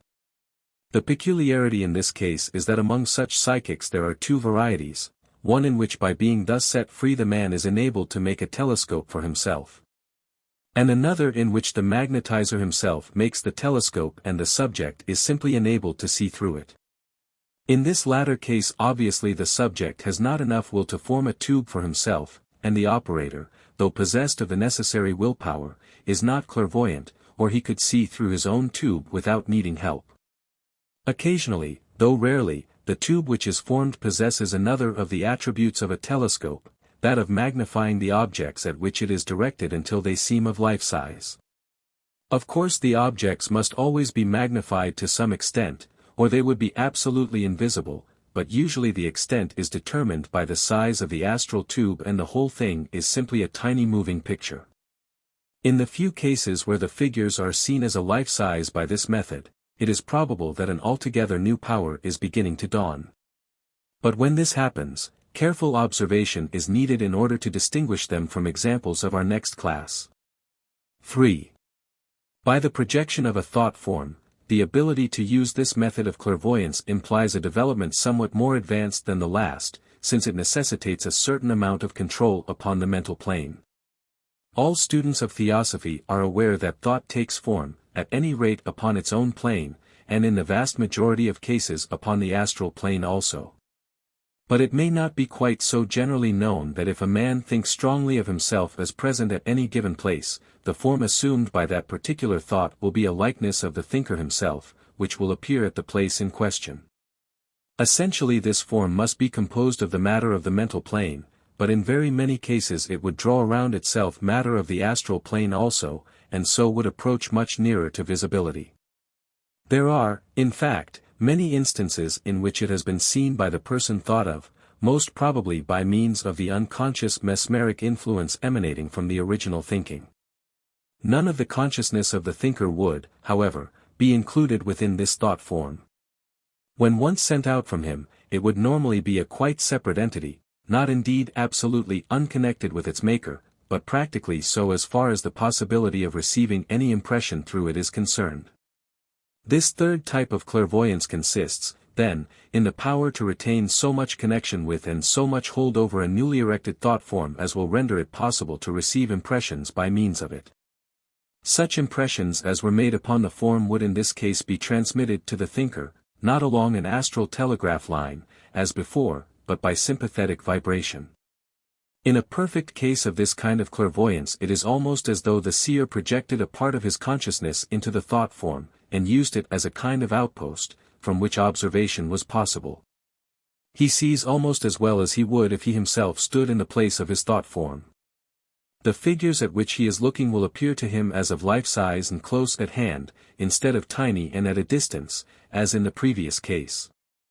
And he will find it possible to shift his point of view if he wishes to do so. Clairaudience is perhaps less frequently associated with this type of clairvoyance than with the last, but its place is to some extent taken by a kind of mental perception of the thoughts and intentions of those who are seen. Since the man's consciousness is still in the physical body, he will be able, even while exercising the faculty, to hear and to speak, insofar as he can do this without any distraction of his attention.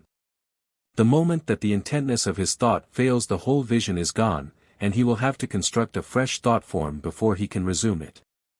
Instances in which this kind of sight is possessed with any degree of perfection by untrained people are naturally rarer than in the case of the previous type, because of the capacity for mental control required, and the generally finer nature of the forces employed. 4. By traveling in the astral body, we enter here upon an entirely new variety of clairvoyance, in which the consciousness of the seer no longer remains in or closely connected with his physical body, but is definitely transferred to the scene which he is examining. Though it has no doubt greater dangers for the untrained seer than either of the methods previously described, it is yet quite the most satisfactory form of clairvoyance open to him. For the immensely superior variety which we shall consider under our fifth head is not available except for specially trained students. In this case the man's body is either asleep or in trance, and its organs are consequently not available for use which the vision is going on, so that all description of what is seen, and all questioning as to further particulars, must be postponed until the wanderer returns to this plane. On the other hand, the sight is much fuller and more perfect. The man hears as well as sees everything which passes before him, and can move about freely at will within the very wide limits of the astral plane. He can see and study at leisure all the other inhabitants of that plane, so that the great world of the nature spirits, of which the traditional fairyland is but a very small part, lies open before him, and even that of some of the lower devas. He has also the immense advantage of being able to take part, as it were, in the scenes which come before his eyes, of conversing at will with these various astral entities from whom so much information that is curious and interesting may be obtained. If in addition he can learn how to materialize himself, a matter of no great difficulty for him when once the knack is acquired, he will be able to take part in physical events or conversations at a distance, and to show himself to an absent friend at will. Again, he has the additional power of being able to hunt about for what he wants. By means of the varieties of clairvoyance previously described, for all practical purposes he could find a person or a place only when he was already acquainted with it, or when he was put en rapport with it by touching something physically connected with it, as in psychometry. It is true that by the third method a certain amount of motion is possible, but the process is a tedious one except for quite short distances. By the use of the astral body, however, a man can move about quite freely and rapidly in any direction, and can, for example, find without difficulty any place pointed out upon a map, without either any previous knowledge of the spot or any object to establish a connection with it. He can also readily rise high into the air so as to gain a bird's-eye view of the country which he is examining, so as to observe its extent, the contour of its coastline, or its general character. Indeed, in every way his power and freedom are far greater when he uses this method than they have been in any of the previous cases. A good example of the full possession of this power is given, on the authority of the German writer Jung Stilling, by Mrs. Crowe in The Night Side of Nature, page 127. The story is related of a seer who is stated to have resided in the neighborhood of Philadelphia, in America. His habits were retired, and he spoke little. He was gay, benevolent and pious, and nothing was known against his character, except that he had the reputation of possessing some secrets that were considered not altogether lawful. Many extraordinary stories were told of him, and amongst the rest the following. The wife of a ship captain, whose husband was on a voyage to Europe and Africa, and from whom she had been long without tidings, being overwhelmed with anxiety for his safety, was induced to address herself to this person. Having listened to her story, he begged her to excuse him for a while when he would bring her the intelligence she required. He then passed into an inner room and she sat herself down to wait. But his absence continuing longer than she expected, she became impatient, thinking he had forgotten her, and softly approaching the door she peeped through some aperture. And to her surprise beheld him lying on a sofa as motionless as if he were dead.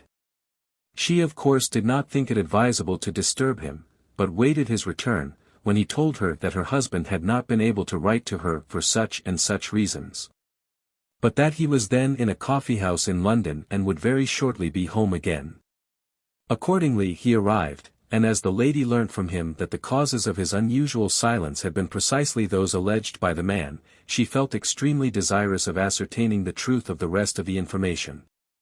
In this she was gratified, for he no sooner set his eyes on the magician than he said that he had seen him before on a certain day in a coffee-house in London, and that he told him that his wife was extremely uneasy about him, and that he, the captain, had thereon mentioned how he had been prevented from writing, adding that he was on the eve of embarking for America. He had then lost sight of the stranger amongst the throng, and knew nothing more about him. We have of course no means now of knowing what evidence young Stilling had of the truth of this story, though he declares himself to have been quite satisfied with the authority on which he relates it. But so many similar things have happened that there is no reason to doubt its accuracy. The seer, however, must either have developed his faculty for himself or learnt it in some school other than that from which most of our theosophical information is derived. For in our case there is a well-understood regulation expressly forbidding the pupils to give any manifestation of such power which can be definitely proved at both ends in that way, and so constitute what is called a phenomenon. That this regulation is emphatically a wise one is proved to all who know anything of the history of our society by the disastrous results which followed from a very slight temporary relaxation of it. I will have given some quite modern cases almost exactly parallel to the above in my little book on invisible helpers. An instance of a lady well known to myself, who frequently thus appears to friends at a distance, is given by Mr. Stead in Real Ghost Stories, page 27, and Mr. Andrew Lang gives, in his Dreams and Ghosts, page 89, an account of how Mr. Cleeve, then at Portsmouth, appeared, intentionally on 2 occasions to a young lady in London, and alarmed her considerably. There is any amount of evidence to be had on the subject by anyone who cares to study it seriously. This paying of intentional astral visits seems very often to become possible when the principles are loosened at the approach of death for people who were unable to perform such a feat at any other time. There are even more examples of this class than of the other. I epitomize a good one given by Mr. Andrew Lang on page 100 of the book last cited, one of which he himself says, "Not many stories have such good evidence in their favor." Mary, the wife of John Gough of Rochester, being afflicted with a long illness, removed to her father's house at West Malling, about 9 miles from her own. The day before her death she grew very impatiently desirous to see her 2 children, who she had left at home to the care of a nurse. She was too ill to be moved, and between 1 and 2 o'clock in the morning she fell into a trance. One widow Turner, who watched with her that night, says that her eyes were open and fixed, and her jaw fallen. Mrs. Turner put her hand upon her mouth, but could perceive no breath. She thought her to be in a fit, and doubted whether she were dead or alive. The next morning the dying woman told her mother that she had been at home with her children, saying, "I was with them last night when I was asleep." The nurse at Rochester, Widow Alexander by name, affirms that a little before 2 o'clock that morning she saw the likeness of the said Mary Gough come out of the next chamber, where the elder child lay in a bed by itself. the door being left open, and stand by her bedside for about a quarter of an hour. The younger child was there lying by her. Her eyes moved and her mouth went, but she said nothing. The nurse, moreover, says that she was perfectly awake. It was then daylight, being one of the longest days in the year. She sat up in bed and looked steadfastly on the apparition. In that time she heard the bridge clock strike 2, and a while after said, "In the name of the Father, Son and Holy Ghost, what art thou?" Thereupon the apparition removed and went away. She slipped on her clothes and followed, but what became on't she cannot tell. The nurse apparently was more frightened by its appearance than its presence, for after this she was afraid to stay in the house, and so spent the rest of the time until 6 o'clock in walking up and down outside. When the neighbors were awake she told her tale to them, and they of course said she had dreamt it all. She naturally enough warmly repudiated that idea, but could obtain no credence until the news of the other side of the story arrived from West Malling, when people had to admit that there might have been something in it. A noteworthy circumstance in this story is that the mother found it necessary to pass from ordinary sleep into the profounder trance condition before she could consciously visit her children. It can, however, be paralleled here and there among the large number of similar accounts which may be found in the literature of the subject. 2 other stories of precisely the same type, in which a dying mother, earnestly desiring to see her children, falls into a deep sleep, visits them and returns to say that she has done so, are given by Dr. F. G. Lee. In one of them the mother, when dying in Egypt, appears to her children at Torquay, and is clearly seen in broad daylight by all 5 of the children and also by the nursemaid. Glimpses of the Supernatural, Volume 2, page 64. In the other a Quaker lady dying at Cockermouth is clearly seen and recognized in daylight by her 3 children at Settle, the remainder of the story being practically identical with the one given above. Glimpses in the Twilight, page 94. Though these cases appear to be less widely known than that of Mary Goff, the evidence of their authenticity seems to be quite as good, as will be seen by the attestations obtained by the reverend author of the works from which they are quoted. The man who fully possesses this 4th type o clairvoyance has many and great advantages at his disposal, even in addition to those already mentioned. Not only can he visit without trouble or expense all the beautiful and famous places of the earth, but if he happens to be a scholar, think what it must mean to him that he has access to all the libraries of the world. What must it be for the scientifically minded man to see taking place before his eyes so many of the processes of the secret chemistry of nature? Or for the philosopher to have revealed to him so much more than ever before of the working of the great mysteries of life and death? To him those who are gone from this plane are dead no longer, but living and within reach for a long time to come. For him many of the conceptions of religion are no longer matters of faith, but of knowledge. Above all, he can join the army of invisible helpers, and really be of use on a large scale. Undoubtedly clairvoyance, even when confined to the astral plane, is a great boon to the student. Certainly it has its dangers also, especially for the untrained, danger from evil entities of various kinds, which may terrify or injure those who allow themselves to lose the courage to face them boldly. Danger of deception of all sorts, of misconceiving and misinterpreting what is seen, greatest of all the danger of becoming conceited about the thing and of thinking it impossible to make a mistake. But a little common sense and a little experience should easily guard a man against these. 5. By traveling the mental body, this is simply a higher and, as it were, glorified form of the last type. The vehicle employed is no longer the astral body, but the mind body, a vehicle, therefore, belonging to the mental plane, and having within it all the potentialities of the wonderful sense of that plane. So transcendent in its action yet so impossible to describe. A man functioning in this leaves his astral body behind him along with the physical, and if he wishes to show himself upon the astral plane for any reason, he does not send for his own astral vehicle. But just by a single action of his will materialize as one for his temporary need. Such an astral materialization is sometimes called the Mayavi Rupa, and to form it for the first time usually needs the assistance of a qualified master. The enormous advantages given by the possession of this power are the capacity of entering upon all the glory and the beauty of the higher land of bliss, and the possession, even when working on the astral plane, of the far more comprehensive mental sense which opens up to the student such marvelous vistas of knowledge, and practically renders error all but impossible. This higher flight, however, is possible for the trained man only, since only under definite training can a man at this stage of evolution learn to employ his mental body as a vehicle. Before leaving the subject of full and intentional clairvoyance, it may be well to devote a few words to answering one or two questions as to its limitations, which constantly occur to students. Is it possible, we are often asked, for the seer to find any person with whom he wishes to communicate, anywhere in the world, whether he be living or dead? To this the reply must be a conditional affirmative. Yet, it is possible to find any person if the experimenter can, in some way or other, put himself en rapport with that person. It would be hopeless to plunge vaguely into space to find a total stranger among all the millions around us without any kind of clue, but, on the other hand, a very slight clue would usually be sufficient.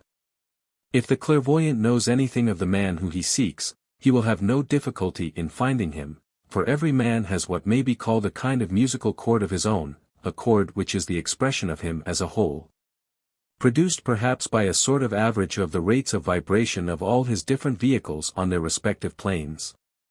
If the operator knows how to discern that chord and to strike it, it will by sympathetic vibration attract the attention of the man instantly wherever he may be and will evoke an immediate response from him. Whether the man were living or recently dead would make no difference at all, and clairvoyants of the fifth class could at once find him even among the countless millions in the heaven world. Though in that case the man himself would be unconscious that he was under observation. Naturally a seer whose consciousness did not range higher than the astral plane, who employed therefore one of the earlier methods of seeing, would not be able to find a person upon the mental plane at all.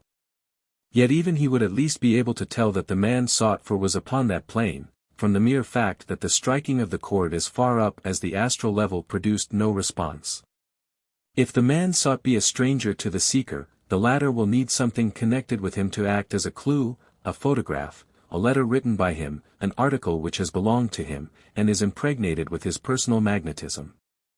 Any of these would do in the hands of a practiced seer. Again I say, it must not therefore be supposed that pupils who have been taught how to use this art are at liberty to set up a kind of intelligence office through which communication can be had with missing or dead relatives. A message given from this side to such an one might or might not be handed on, according to circumstances, but even if it were, no reply might be brought. Lest the transaction should partake of the nature of a phenomenon, something which could be proved on the physical plane to have been an act of magic. Another question often raised is as to whether, in the action of psychic vision, there is any limitation as to distance. The reply would seem to be that there should be no limit but that of the respective planes. It must be remembered that the astral and mental planes of our earth are as definitely its own as its atmosphere, though they extend considerably further from it even in our three-dimensional space than does the physical air. Consequently the passage to, or the detailed sight of, other planets would not be possible for any system of clairvoyance connected with these planes. It is quite possible and easy for the man who can raise his consciousness to the Buddhic plane to pass to any other glove belonging to our chain of worlds, but that is outside our present subject. Still a good deal of additional information about other planets can be obtained by the use of such clairvoyant faculties as we have been describing. It is possible to make sight enormously clearer by passing outside of the constant disturbances of the Earth's atmosphere, and it is also not difficult to learn how to put on an exceedingly high magnifying power. So that even by ordinary clairvoyance a good deal of very interesting astronomical knowledge may be gained. But as far as this Earth and its immediate surroundings are concerned, there is practically no limitation. Chapter 5. Clairvoyance in Space, Semi-Intentional. Under this rather curious title I am grouping together the cases of all those people who definitely set themselves to see something, but have no idea what the something will be. And no control over the sight after the visions have begun, psychic Macaubers, who put themselves into a receptive condition, and then simply wait for something to turn up. Many trance mediums would come under this heading. They either in some way hypnotize themselves or are hypnotized by some spirit guide, and then they describe the scenes or persons that happen to float before their vision. Sometimes however, when in this condition they see what is taking place at a distance, and so they come to have a place among our clairvoyants in space. But the largest and most widely spread band of these semi-intentional clairvoyants are the various kinds of crystal gazers, those who, as Mr. Andrew Lang puts it, stare into a crystal ball, a cup, a mirror, a bob of ink, Egypt and India, a drop of blood, among that Maoris of New Zealand, a bowl of water, red Indian, a pond, Roman and African, water in a glass bowl, in Fez. Or almost any polished surface. Dreams and Ghosts, page 57. 2 pages later Mr. Lang gives us a very good example of the kind of vision most frequently seen in this way. I had given a glass ball, he says, to a young lady, Miss Bailey, who had scarcely any success with it. She lent it to Miss Leslie, who saw a large square, old-fashioned red sofa covered with muslin, which she found in the next country house she visited.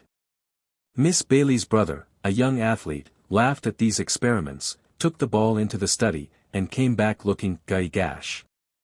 He admitted that he had seen a vision, somebody he knew under a lamp. He would discover during the week whether he saw right or not. This was at 5:30 on a Sunday afternoon. On Tuesday, Mr. Bailey was at a dance in a town some 40 miles from his home, and met a Miss Preston. On Sunday, he said, about 5:30 you were sitting under a standard lamp in a dress I never saw you wear, a blue blouse with lace over the shoulders, pouring out tea for a man in blue serge, whose back was towards me. So that I only saw the tip of his mustache. Why, the blinds must have been up, said Miss Preston. I was at Dulby, said Mr. Bailey, and he undeniably was.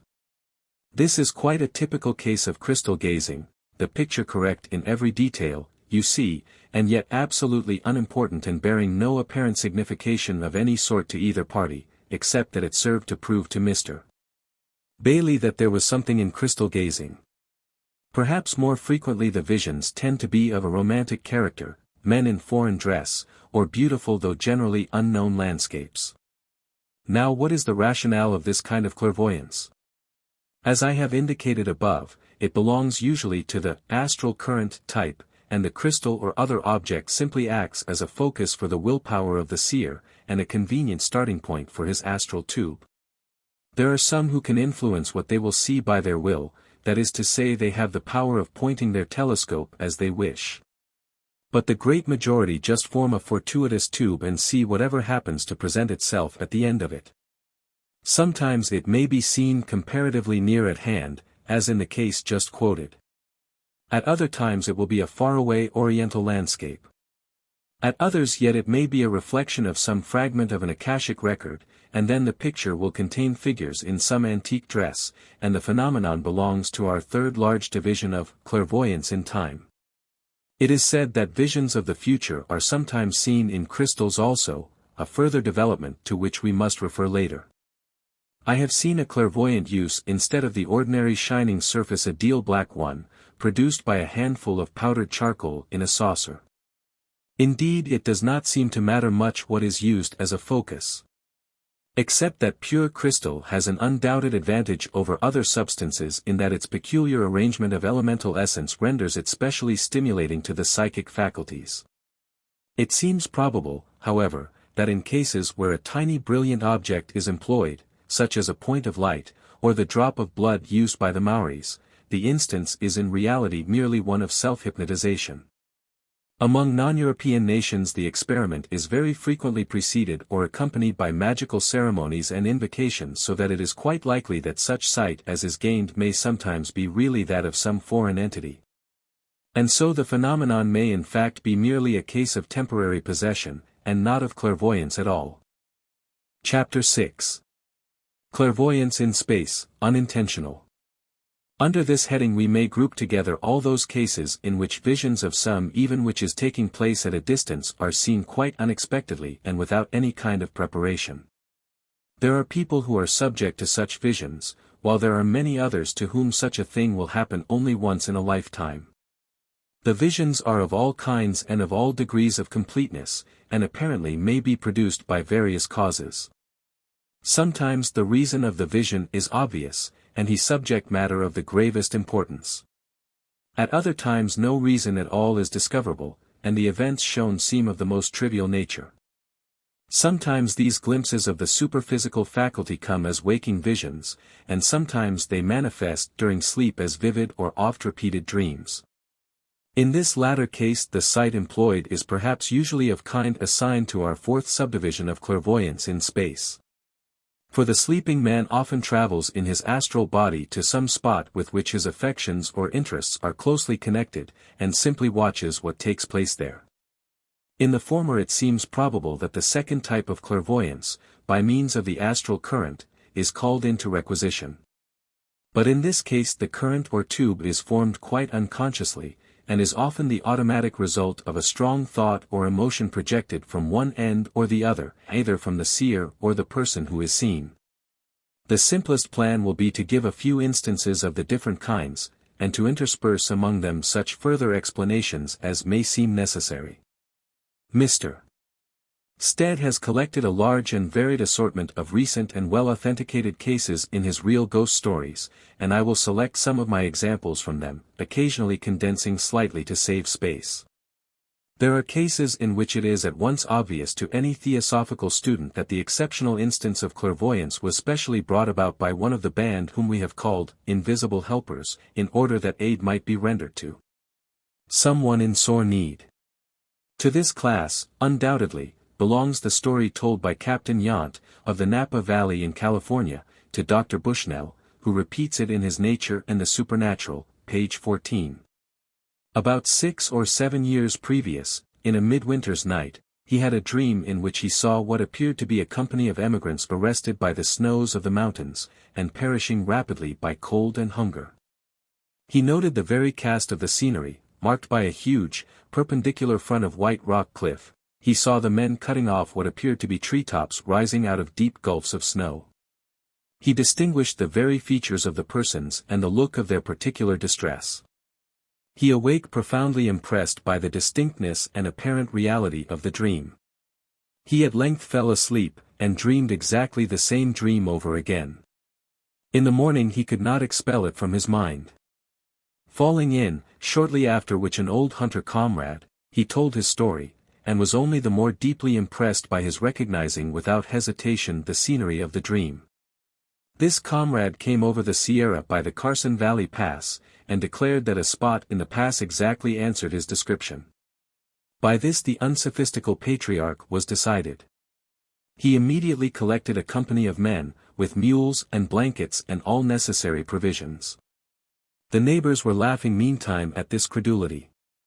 "No matter," he said, "I am able to do this, and I will, for I verily believe that the fact is according to my dream." The men were sent into the mountains 150 miles distant direct to the Carson Valley Pass.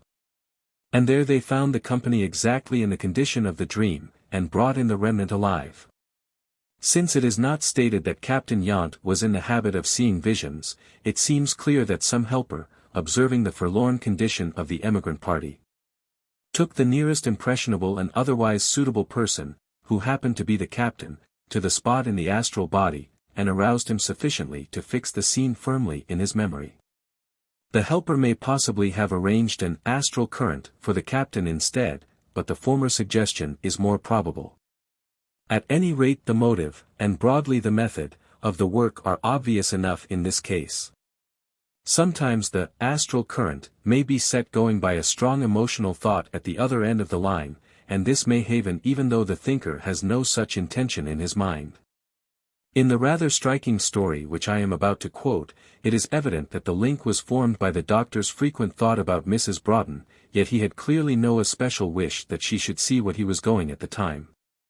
That it was this kind of clairvoyance that was employed is shown by the fixity of her point of view, which, be it observed, is not the doctor's point of view sympathetically transferred, as it might have been, since she sees his back without recognizing him. The story is to be found in the Proceedings of the Psychical Research Society, Volume 2, page 160. Mrs. Broughton awoke one night in 1844, and roused her husband, telling him that something dreadful had happened in France. He begged her to go to sleep again, and not trouble him. She assured him that she was not asleep when she saw what she insisted on telling him, what she saw in fact. First a carriage accident, which she did not actually see, but what she saw was the result: a broken carriage, a crowd collected, a figure gently raised and carried into the nearest house. Then a figure lying on a bed which she then recognized as the Duke of Orleans. Gradually friends collecting round the bed, among them several members of the French royal family, the Queen, then the King, all silently, tearfully, watching the evidently dying Duke. One man, southeast, could see his back, but did not know who he was a doctor. He stood bending over the Duke, feeling his pulse, with his watch in the other hand. And then all passed away, and she saw no more. As soon as it was daylight she wrote down in her journal all that she had seen. It was before the days of the electric telegraph, and 2 or more days passed before the Times announced the death of the Duke of Orleans. Visiting Paris a short time afterwards she saw and recognized the place of the accident and received the explanation of her impression. The doctor who attended the dying Duke was an old friend of hers, and as he watched by the bed his mind had been constantly occupied with her and her family. A commoner instance is that in which strong affection sets up the necessary current. Probably a fairly steady stream of mutual thought is constantly flowing between the two parties in the case. And some sudden need or dire extremity on the part of one of them endues this stream temporarily with the polarizing power which is needful to create the astral telescope. An illustrative example is quoted from the same proceedings, volume I, page 30. On September 9, 1848, at the siege of Multan, Major General R. C.B., then adjutant of his regiment, was most severely and dangerously wounded. And, supposing himself to be dying, asked one of the officers with him to take the ring off his finger and send it to this wife, who at the time was fully 150 miles distant at Ferozepur. On the night of September 9, 1848, writes his wife, I was lying on my bed, between sleeping and waking, when I distinctly saw my husband being carried off the field seriously wounded, and heard his voice saying, "Take this ring off my finger and send it to my wife." All the next day I could not get the sight or the voice out of my mind. In due time I heard of General R. having been severely wounded in the assault of Multan. He survived, however, and is still living. It was not for some time after the siege that I heard from General L., the officer who helped to carry my husband off the field, that the request as to the ring was actually made by him, just as I heard it at Ferozepur at that very time. Then there is the very large class of casual clairvoyant visions which have no traceable cause, which are apparently quite meaningless, and have no recognizable relation to any events known to the seer. To this class belong many of the landscapes seen by some people just before they fall asleep. I quote a capital and very realistic account of an experience of this sort from W. T. Stead's Real Ghost Stories, page 65. I got into bed but was not able to go to sleep. I shut my eyes and waited for sleep to come. Instead of sleep, however, there came to me a succession of curiously vivid clairvoyant pictures. There was no light in the room, and it was perfectly dark. I had my eyes shut also. But notwithstanding the darkness I suddenly was conscious of looking at a scene of singular beauty. It was as if I saw a living miniature about the size of a magic lantern slide. At this moment, I can recall the scene as if I saw it again. It was a seaside piece. The moon was shining upon the water, which rippled slowly on to the beach. Right before me a long mole ran into the water. On either side of the mole irregular rocks stood up above the sea level. On the shore stood several houses, square and rude, which resembled nothing that I had ever seen in house architecture. No one was stirring, but the moon was there in the sea and the gleam of the moonlight on the rippling waters, just as if I had been looking on the actual scene. It was so beautiful that I remember thinking that if it continued I should be so interested in looking at it that I should never go to sleep. I was wide awake, and at the same time that I saw the scene I distinctly heard the dripping of the rain outside the window. Then suddenly, without any apparent object or reason, the scene changed. The moonlit sea vanished, and in its place I was looking right into the interior of a reading room. It seemed as if it had been used as a schoolroom in the daytime, and was employed as a reading room in the evening. I remember seeing one reader who had a curious resemblance to Tim Harrington, although it was not he, hold up a magazine or book in his hand and laugh. It was not a picture, it was there. The scene was just as if you were looking through an opera glass. You saw the play of the muscles, the gleaming of the eye, every movement of the unknown persons in the unnamed place into which you were gazing. I saw all that without opening my eyes, nor did my eyes have anything to do with it. You see such things as these as it were with another sense which is more inside your head than in your eyes. This was a very poor and paltry experience, but it enabled me to understand better how it is that clairvoyants see than any amount of disquisition. The picture were apropos of nothing. They had been suggested by nothing I had been reading or talking of, they simply came as if I had been able to look through a glass at what was occurring somewhere else in the world. I had my peep, and then it passed, nor have I had a recurrence of a similar experience. Mr. Stead regards that as a poor and paltry experience, and it may perhaps be considered so when compared with the greater possibilities, yet I know many students who would be very thankful to have even so much of direct personal experience to tell. Small though it may be in itself, it at once gives the seer a clue to the whole thing. And clairvoyance would be a living actuality to a man who had seen even that much in a way that it could never have been without that little touch with the unseen world. These pictures were much too clear to have been mere reflections of the thought of others, and besides, the description unmistakably shows that they were views seen through an astral telescope, so either Mr. Stead must quite unconsciously have set a current going for himself, or, which is much more probable, some kindly astral entity set it in motion for him, and gave him, to while away a tedious delay, any pictures that happened to come handy at the end of the tube. Chapter 7. Clairvoyance in Time, the Past. Clairvoyance in time, that is to say, the power of reading the past and the future, is, like all the other varieties, possessed by different people in very varying degrees. Ranging from the man who has both faculties fully at his command, down to one who only occasionally gets involuntary and very imperfect glimpses or reflections of these scenes of other days. A person of the latter type might have, let us say, a vision of some event in the past. But it would be liable to the most serious distortion, and even if it happened to be fairly accurate it would almost certainly be a mere isolated picture, and he would probably be quite unable to relate it to what had occurred before or after it, or account for anything unusual which might appear in it. The trained man, on the other hand, could follow the drama connected with his picture backwards or forwards to any extent that might seem desirable, and trace out with equal ease the causes which had led up to it or the results which it in turn would produce.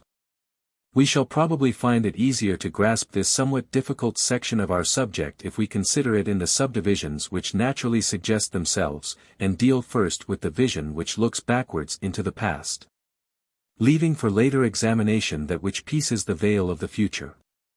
In each case it will be well for us to try to understand what we can of the modus operandi, even though our success can at best be only very modified one, owing first to the imperfect information on some parts of the subject at present possessed by our investigators, and secondly to the recurring failure of physical words to express 100% even of the little we do know about higher planes and faculties. In the case then of a detailed vision of the remote past, how is it obtained, and to what plane of nature does it really belong? The answer to both these questions is contained in the reply that it is read from the Akashic records. But that statement in return will require a certain amount of explanation for many readers.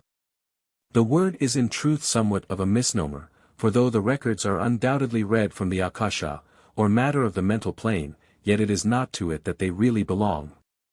Still worse is the alternative title, Records of the Astral Light, which has sometimes been employed, for these records lie far beyond the astral plane, and all that can be obtained on it are only broken glimpses of a kind of double reflection of them, as will presently be explained. Like so many others of our theosophical terms, the word Akasha has been very loosely used. In some of our earlier books it was considered as synonymous with astral light, and in others it was employed to signify any kind of invisible matter, from Mula Prakriti down to the physical ether. In later books its use has been restricted to the matter of the mental plane, and it is in that sense that the records may be spoken of as akashic, for although they are not originally made on that plane any more than on the astral, yet it is there that we first come definitely into contact with them and find it possible to do reliable work with them. This subject of the records is by no means an easy one to deal with, for it is one of that numerous class which requires for its perfect comprehension faculties of a far higher order than any which humanity has yet evolved. The real solution of its problems lies on planes far beyond any that we can possibly know at present, and any view that we take of it must necessarily be of the most imperfect character, since we cannot but look at it from below instead of from above. The idea which we form of it must therefore be only partial, yet it need not mislead us unless we allow ourselves to think of the tiny fragment which is all that we can see as though it were the perfect whole. If we are careful that such conceptions as we may form shall be accurate as far as they go, we shall have nothing to unlearn, though much to add, when in the course of our further progress we gradually acquire the higher wisdom. Be it understood then at the commencement that a thorough grasp of our subject is an impossibility at the present stage of our evolution, and that many points will arise as to which no exact explanation is yet obtainable. Though it may often be possible to suggest analogies and to indicate the lines along which an explanation must lie. Let us then try to carry back our thoughts to the beginning of this solar system to which we belong. We are all familiar with the ordinary astronomical theory of its origin, that which is commonly called the nebular hypothesis, according to which it first came into existence as a gigantic glowing nebula, of a diameter fax exceeding that of the orbit of even the outermost of the planets, and then, as in the course of countless ages that enormous sphere gradually cooled and contracted, the system as we know it was formed. Occult science accepts that theory, in its broad outline, as correctly representing the purely physical side of the evolution of our system. But it would add that if we confine our attention to this physical side only we shall have a very incomplete and incoherent idea of what really happened. It would postulate, to begin with, that the exalted being who undertakes the formation of a system, whom we sometimes call the logos of the system, first of all forms in his mind a complete conception of the whole of it with all its successive chains of worlds. By the very act of forming that conception he calls the whole into simultaneous objective existence on the plane of his thought, a plane of course far above all those of which we know anything, from which the various globes descend when required into whatever state of further objectivity may be respectively destined for them. Unless we constantly bear in mind this fact of the real existence of the whole system from the very beginning on a higher plane, we shall be perpetually misunderstanding the physical evolution which we see taking place down here. But occultism has more than this to teach us on the subject. It tells us not only that all this wonderful system to which we belong is called into existence by the logos, both on lower and on higher planes, but also that its relation to him is closer even than that. For it is absolutely a part of him, a partial expression of him upon the physical plane, and that the movement and energy of the whole system is his energy, and is all carried on within the limits of his aura. Stupendous as this conception is, it will yet not be wholly unthinkable to those of us who have made any study of the subject of the aura. We are familiar with the idea that as a person progresses on the upward path his causal body, which is the determining limit of his aura, distinctly increases in size as well as in luminosity and purity of color. Many of us know from experience that the aura of a pupil who has already made considerable advance on the path is very much larger than that of one who is but just setting his foot upon its first step. While in the case of an adept the proportional increase is far greater still. We read in quite exoteric Oriental scriptures of the immense extension of the aura of the Buddha. I think that 3 miles is mentioned on one occasion as its limit, but whatever the exact measurement may be, it is obvious that we have here another record of this fact of the extremely rapid growth of the causal body as man passes on his upward way. There can be little doubt that the rate of this growth would itself increase in geometrical progression, so that it need not surprise us to hear of an adept on a still higher level whose aura is capable of including the entire world at once. And from this we may gradually lead our minds up to the conception that there is a being so exalted as to comprehend within himself the whole of our solar system. And we should remember that, enormous as this seems to us, it is but as the tiniest drop in the vast ocean of space.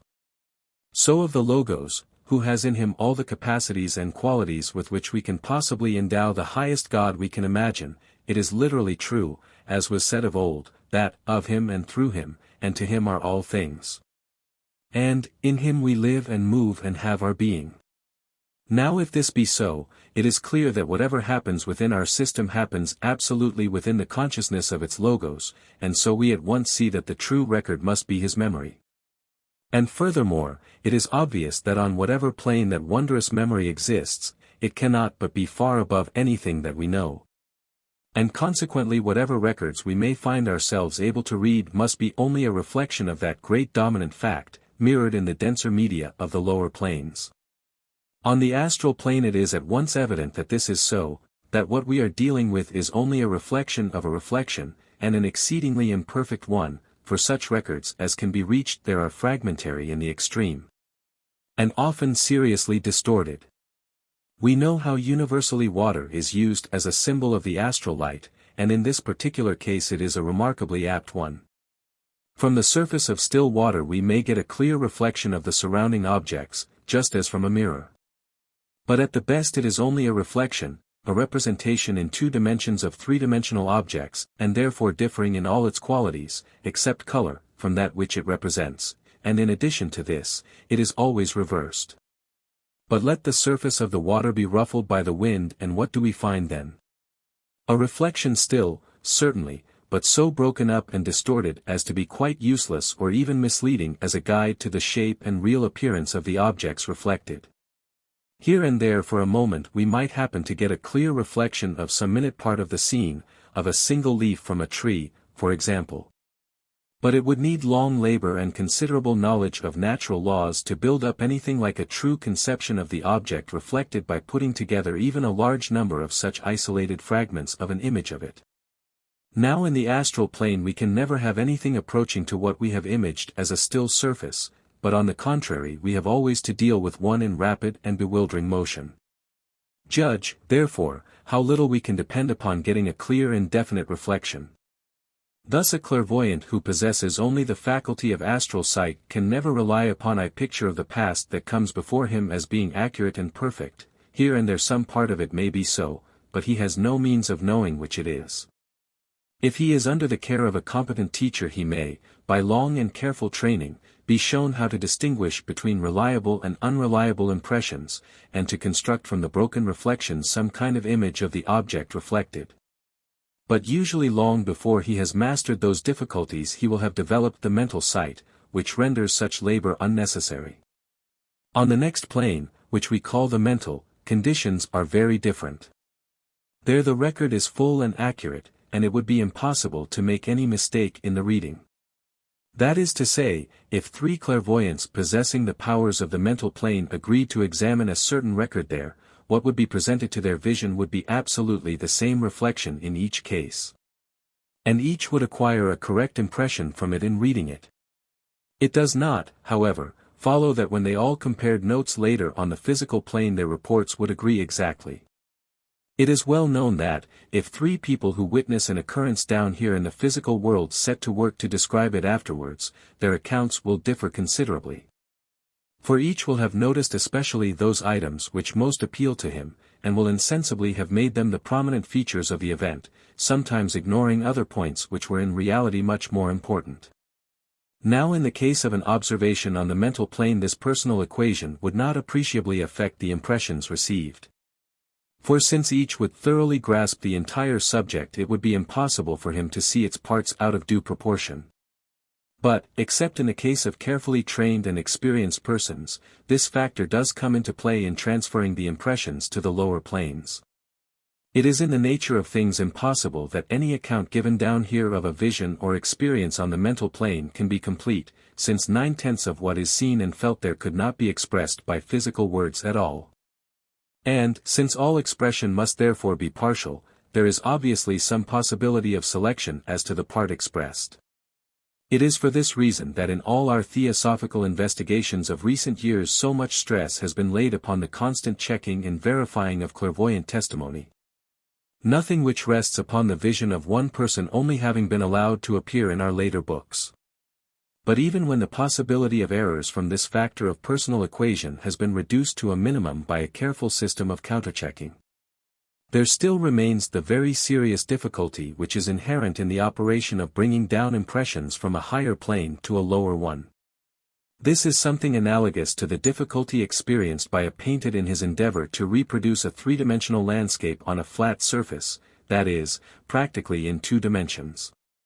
Just as the artist needs long and careful training of eye and hand before he can produce a satisfactory representation of nature, so does the clairvoyant need long and careful training before he can describe accurately on a lower plane what he sees on a higher one. And the probability of getting an exact description from an untrained person is about equal to that of getting a perfectly finished landscape from one who has never learned how to draw. It must be remembered, too, that the most perfect picture is in reality infinitely far from being a reproduction of the scene which it represents, for hardly a single line or angle in it can ever be the same as those in the object copied.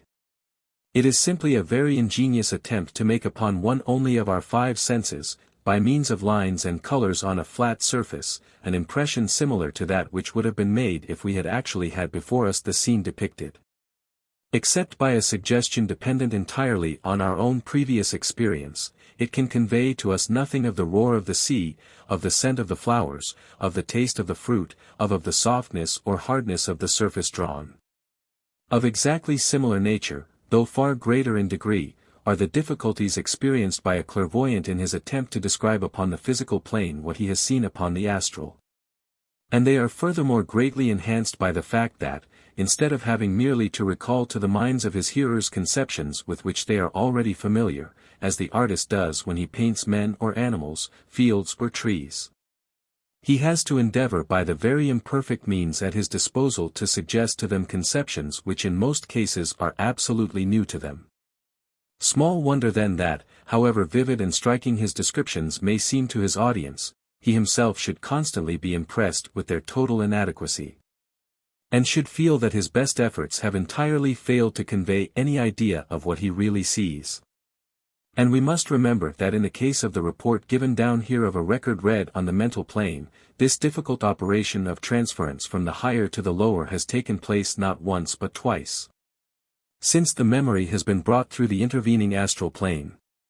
Even in a case where the investigator has the advantage of having developed his mental faculties so that he has the use of them while awake in the physical body, he is still hampered by the absolute incapacity of physical language to express what he sees.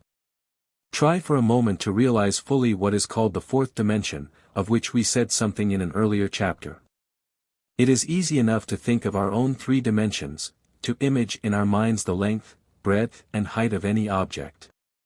And we see that each of these 3 dimensions is expressed by a line at right angles to both of the others. The idea of the 4th dimension is that it might be possible to draw a 4th line which shall be at right angles to all 3 of those already existing. Now the ordinary mind cannot grasp this idea in the least, though some few who have a special study of the subject have gradually come to be able to realize 1 or 2 very simple 4-dimensional figures. Still, no words that they can use on this plane can bring any image of these figures before the mind of others. And if any reader who has not specially trained himself along that line will make the effort to visualize such a shape, he will find it quite impossible. Now to express such a form clearly in physical words would be, in effect, to describe accurately a single object of the astral plane. But in examining the records on the mental plane we should have to face the additional difficulties of a 5th dimension. So that the impossibility of fully explaining these records will be obvious to even the most superficial observation. We have spoken of the records as the memory of the logos, yet they are very much more than a memory in an ordinary sense of the word. Hopeless as it may be to imagine how these images appear from his point of view, we yet know that as we rise higher and higher we must be drawing nearer to the true memory, must be seeing more nearly as he sees. So that great interest attaches to the experience of the clairvoyant with reference to these records when he stands upon the Buddhic plane, the higher which his consciousness can reach even when away from the physical body until he attains the level of the arhats. Here time and space no longer limit him, he no longer needs, as on the mental plane, to pass a series of events in review, for past, present and future are all alike simultaneously present to him, meaningless as that sounds down here. Indeed, infinitely below the consciousness of the Logos as even that exalted plane is, it is yet abundantly clear from what we see there that to him the record must be far more than what we call a memory. For all that has happened in the past and all that will happen in the future is happening now before his eyes, just as are the events of what we call the present time. Utterly incredible, widely incomprehensible, of course, to our limited understanding, yet absolutely true for all that. Naturally we could not expect to understand at our present stage of knowledge how so marvelous a result is produced, and to attempt an explanation would only be to involve ourselves in a mist of words from which we should gain no real information. Yet a line of though recurs to my mind which perhaps suggests the direction in which it is possible that that explanation may lie. And whatever helps us to realize that so astounding a statement may after all not be wholly impossible will be of assistance in broadening our minds. Some 30 years ago I remember reading a very curious little book, called, I think, The Stars and the Earth. The objects of which was to endeavor to show how it was scientifically possible that to the mind of God the past and the present might be absolutely simultaneous. Its argument struck me at the time as decidedly ingenious, and I will proceed to summarize them, as I think they will be found somewhat suggestive in a connection with the subject which we have been considering.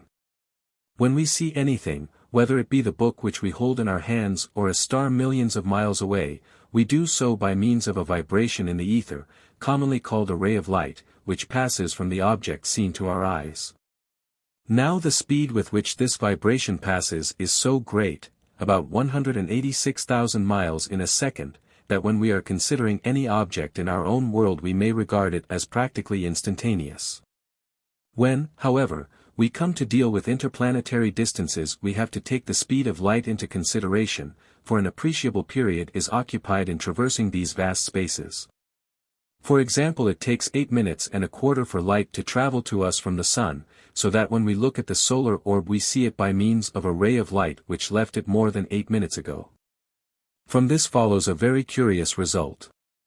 The ray of light by which we see the sun can obviously reports to us only the state of affairs which existed in that luminary when it started on its journey, and would not be in the least affected by anything that happened there after it left. So that we really see the sun not as he is, but as he was 8 minutes ago. That is to say that if anything important took place in the sun, the formation of a new sunspot, for instance, an astronomer who was watching the orb through his telescope at the time would be quite unaware of the incident while it was happening. Since the ray of light bearing the news would not reach him until more than 8 minutes later. The difference is more striking when we consider the fixed stars, because in their case the distances are so enormously greater. The pole star, for example, is so far off that light, traveling at the inconceivable speed above mentioned, takes a little more than 50 years to reach our eyes. And from that follows the strange but inevitable inference that we see the pole star no as and where it is at this moment, but as and where it was 50 years ago. Nay, if tomorrow some cosmic catastrophe were to shatter the pole star into fragments, we should still see it peacefully shining in the sky all the rest of our lives. Our children would grow up to middle age and gather their children about them in turn before the news of that tremendous accident reached any terrestrial eye. In the same way there are other stars so far distant that light takes thousands of years to travel from them to us, and with reference to their condition our information is therefore thousands of years behind time. Now carry the argument a step farther. Suppose that we were able to place a man at the distance of 186,000 miles from the earth. And yet to endow him with the wonderful faculty of being able from that distance to see what was happening here as clearly as though he were still close beside us. It is evident that a man so placed would see everything a second later the time when it really happened, and so at the present moment he would be seeing what happened a second ago. Double the distance, and he would be 2 seconds behind time, and so on. Remove him to the distance of the sun, still allowing him to preserve the same mysterious power of sight, and he would look down and watch you doing not what you are doing now, but what you were doing 8 minutes and a quarter ago. Carry him away to the pole star, and he would see passing before his eyes the events of 50 years ago. He would be watching the childish gambols of those who at the very same moment were really middle-aged men. Marvelous as this may sound, it is literally and scientifically true, and cannot be denied. The little book went on to argue logically enough that God, being almighty, must possess the wonderful power of sight which we have been postulating for our observed. And further, that being omnipresent, he must be at each of the stations which we mentioned, and also at every intermediate point, not successively but simultaneously. Granting these premises, the inevitable deduction follows that everything which has ever happened from the very beginning of the world must be at this very moment taking place before the eye of God, not a mere memory of it, but the actual occurrence itself being under his observation. All this is materialistic enough, and on the plane of purely physical science, and we may therefore be assured that it is not the way in which the memory of the Logos acts. Yet it is neatly worked out and absolutely incontrovertible, and as I have said before, it is not without its use, since it gives us a glimpse of some possibilities which otherwise might not occur to us. But, it may be asked, how is it possible, amid the bewildering confusion of these records of the past, to find any particular picture when it is wanted? As a matter of fact, the untrained clairvoyant usually cannot do so without some special link to put him en rapport with the subject required. Psychometry is an instance in point, and it is quite probable that our ordinary memory is really only another presentment of the same idea. It seems as though there were a sort of magnetic attached or affinity between any particle of matter and the record which contains its history, an affinity which enables it to act as a kind of conductor between that record and the faculties of anyone who can read it. For example, I once brought from Stonehenge a tiny fragment of stone, not larger than a pin's head, and on putting this into an envelope and having it to a psychometer who had no idea what it was, she at once began to describe that wonderful ruin and the desolate country surrounding it, and then went on to picture vividly what were evidently scenes from its early history, showing that that infinitesimal fragment had been sufficient to put her into communication with the records connected with the spot from which it came. The scenes through which we pass in the course of our life seem to act in the same manner upon the cells of our brain as did the history of Stonehenge upon that particle of stone. They establish a connection with those cells by means of which our mind is put en rapport with that particular portion of the records, and so we remember what we have seen. Even a trained clairvoyant needs some link to enable him to find the record of an event of which he has no previous knowledge. If, for example, he wished to observe the landing of Julius Caesar on the shores of England, there are several ways in which he might approach the subject. If he happened to have visited the scene of the occurrence, the simplest way would probably be to call up the image of that spot, and then run back through its records until he reached the period desired. If he had not seen the place, he might run back in time to the date of the event, and then search the channel for a fleet of Roman galleys. Or he might examine the records of Roman life at about that period, where he would have no difficulty in identifying so prominent a figure as Caesar, or in tracing him when found through all his Gallic wars until he set his foot upon British land. People often inquire as to the aspect of these records, whether they appear near or far away from the eye, whether the figures in them are large or small, whether the pictures follow one another as in a panorama or melt into another like dissolving views, and so on. One can only reply that their appearance varies to a certain extent according to the conditions under which they are seen. Upon the astral plane the reflection is most often a simple picture, though occasionally the figures seen would be endowed with motion. In this latter case, instead of a mere snapshot a rather longer and more perfect reflections has taken place. On the mental plane they have two widely different aspects. When the visitor to that plane is not thinking specially of them in any way, the record simply for a background to whatever is going on. Just as the reflections in a pier glass at the end of a room might form a background to the life of the people in it.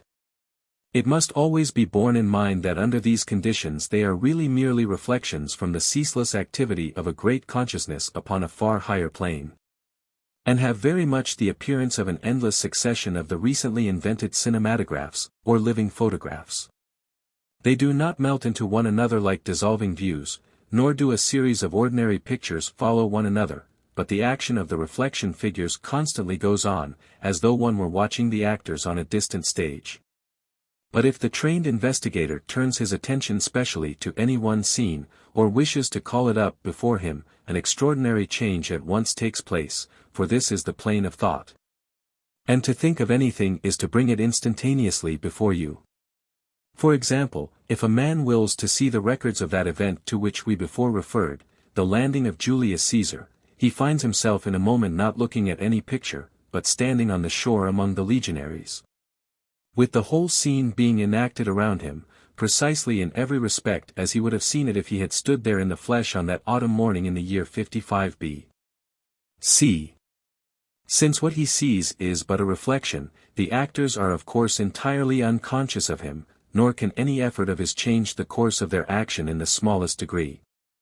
Except only that he can control the rate at which the drama shall pass before him, can have the events of a whole year rehearsed before his eyes in a single hour, or can at any moment stop the movement altogether, and hold any particular scene in view as a picture as long as he chooses.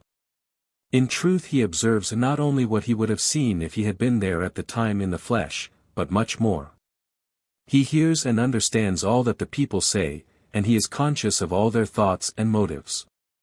And one of the most interesting of the many possibilities which open up before one who has learned to read the records is the study of the thought of ages long past, the thought of the cavemen and the lake dwellers as well as that which ruled the mighty civilizations of Atlantis, of Egypt or Chaldea. What splendid possibilities open up before the man who is in full possession of this power may easily be imagined. He has before him a field of historical research of most entrancing interest. Not only can he review at his leisure all history with which we are acquainted, correcting as he examines it the many errors and misconceptions which have crept into the accounts handed down to us. He can also range at will over the whole story of the world from its very beginning, watching the slow development of intellect in man, the descent of the lords of the flame, and the growth of the mighty civilizations which they founded. Nor is his study confined to the progress of humanity alone, he has before him, as in a museum, all the strange animal and vegetable forms which occupied the stage in days when the world was young. He can follow all the wonderful geological changes which have taken place, and watch the course of the great cataclysms which have altered the whole face of the earth again and again. In one especial case an even closer sympathy with the past is possible to the reader of the records. If in the course of his inquiries he has to look upon some scene in which he himself has in a former birth taken part, he may deal with it in two ways. He can either regard it in the usual manner as a spectator, though always, be it remembered, as a spectator whose insight and sympathy are perfect, or he may once more identify himself with that long-dead personality of his, may throw himself back for the time into that life of long ago, and absolutely experience over again the thoughts and the emotions, the pleasures and the pains of a prehistoric past. No wilder and more vivid adventures can be conceived than some of those through which he thus may pass. Yet though it all he must never lose hold of the consciousness of his own individuality, must retain the power to return at will to his present personality. It is often asked how it is possible for an investigator accurately to determine the date of any picture from the far distance past which he disinters from the records. The fact is that it is sometimes rather tedious work to find an exact date, but the thing can usually be done if it is worth while to spend the time and trouble over it. If we are dealing with Greek or Roman times, the simplest method is usually to look into the mind of the most intelligent person present in the picture, and see what date he supposes it to be. Or the investigator might watch him writing a letter, or other document and observe what date, if any, was included in what was written. When once the Roman or Greek date is thus obtained, to reduce it to our own system of chronology is merely a matter of calculation. Another way which is frequently adopted is to turn from the scene under examination to a contemporary picture in some great and well-known city such as Rome, and note what monarch is reigning there, or who are the consuls for the year. And when such data are discovered, a glance at any good history will give the rest. Sometimes a date can be obtained by examining some public proclamation or some legal document. In fact, in the times of which we are speaking, the difficulty is easily surmounted.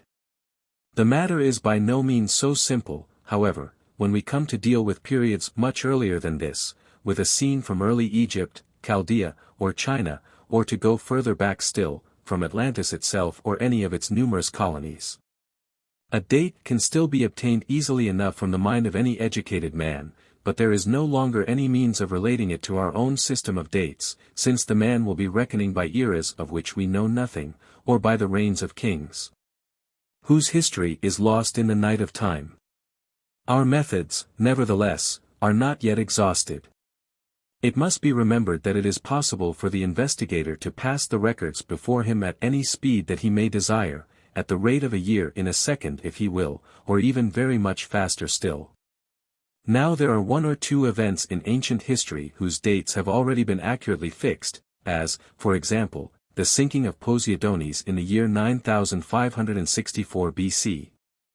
It is therefore obvious that if from the general appearance of the surroundings it seems probable that a picture scene is within measurable distance of one of these events, it can be related to that event by the simple process of running through the record rapidly, and counting the years between the two as they pass. Still, if those years ran into 1,000, as they might sometimes do, this plan would be insufferably tedious.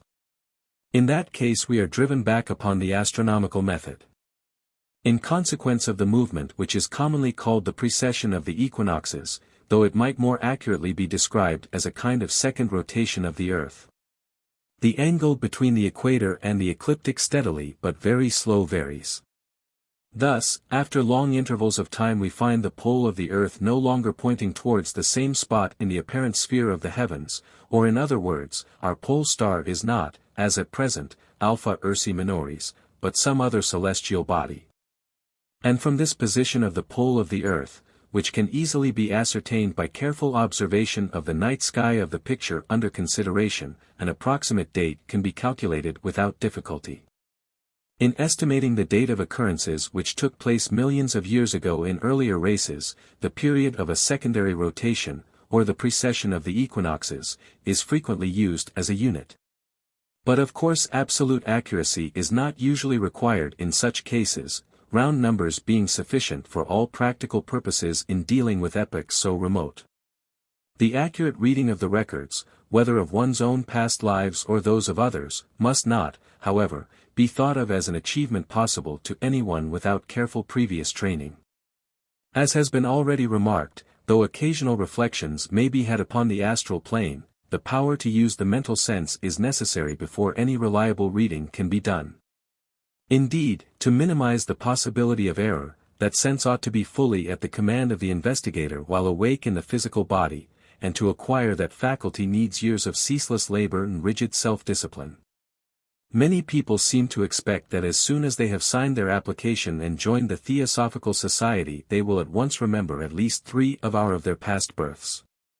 Indeed, some of them promptly begin to imagine recollections and declare that in their last incarnation they were Mary Queen of Scots, Cleopatra, or Julius Caesar.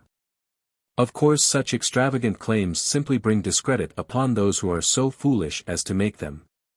But unfortunately some of that discredit is liable to be reflected, however unjustly, upon the society to which they belong.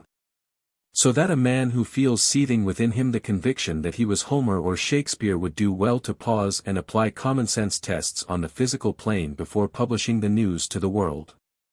It is quite true that some people have had glimpses of scenes from their past lives in dreams, but naturally these are usually fragmentary and unreliable.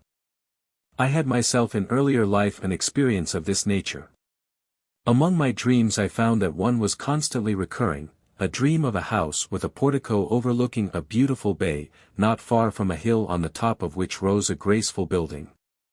I knew that house perfectly, and was as familiar with the position of its rooms and the view from its door as I was with those of my home, in this present life.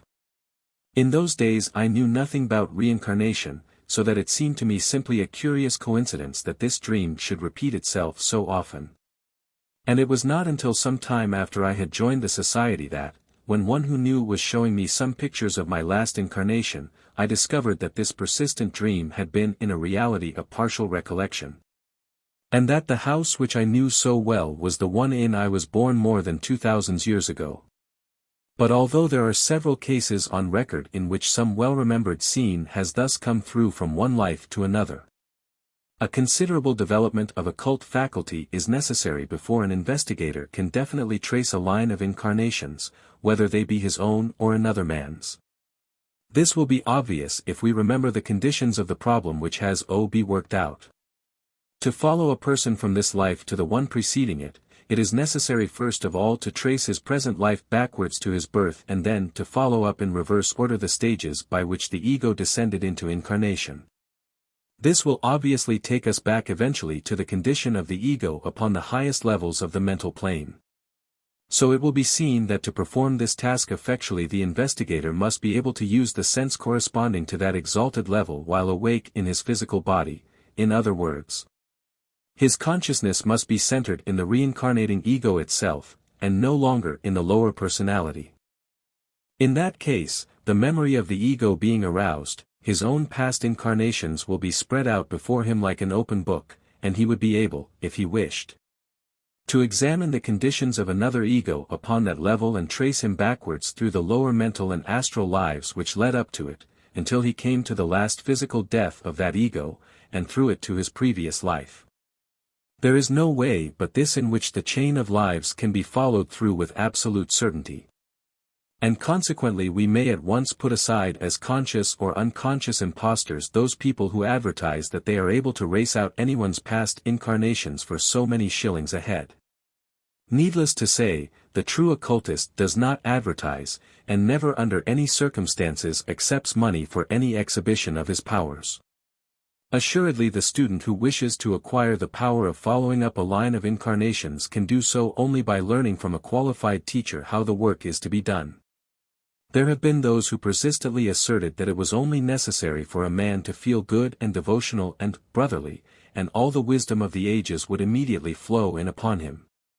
But a little common sense will at once expose the absurdity of such a position. However good a child may be, if he wants to know the multiplication table he must set to work and learn it. And the case is precisely similar with the capacity to use spiritual faculties. The faculties themselves will not doubt manifest as the man evolves, but he can learn how use them reliable and to the best advantage only by steady hard work and persevering effort.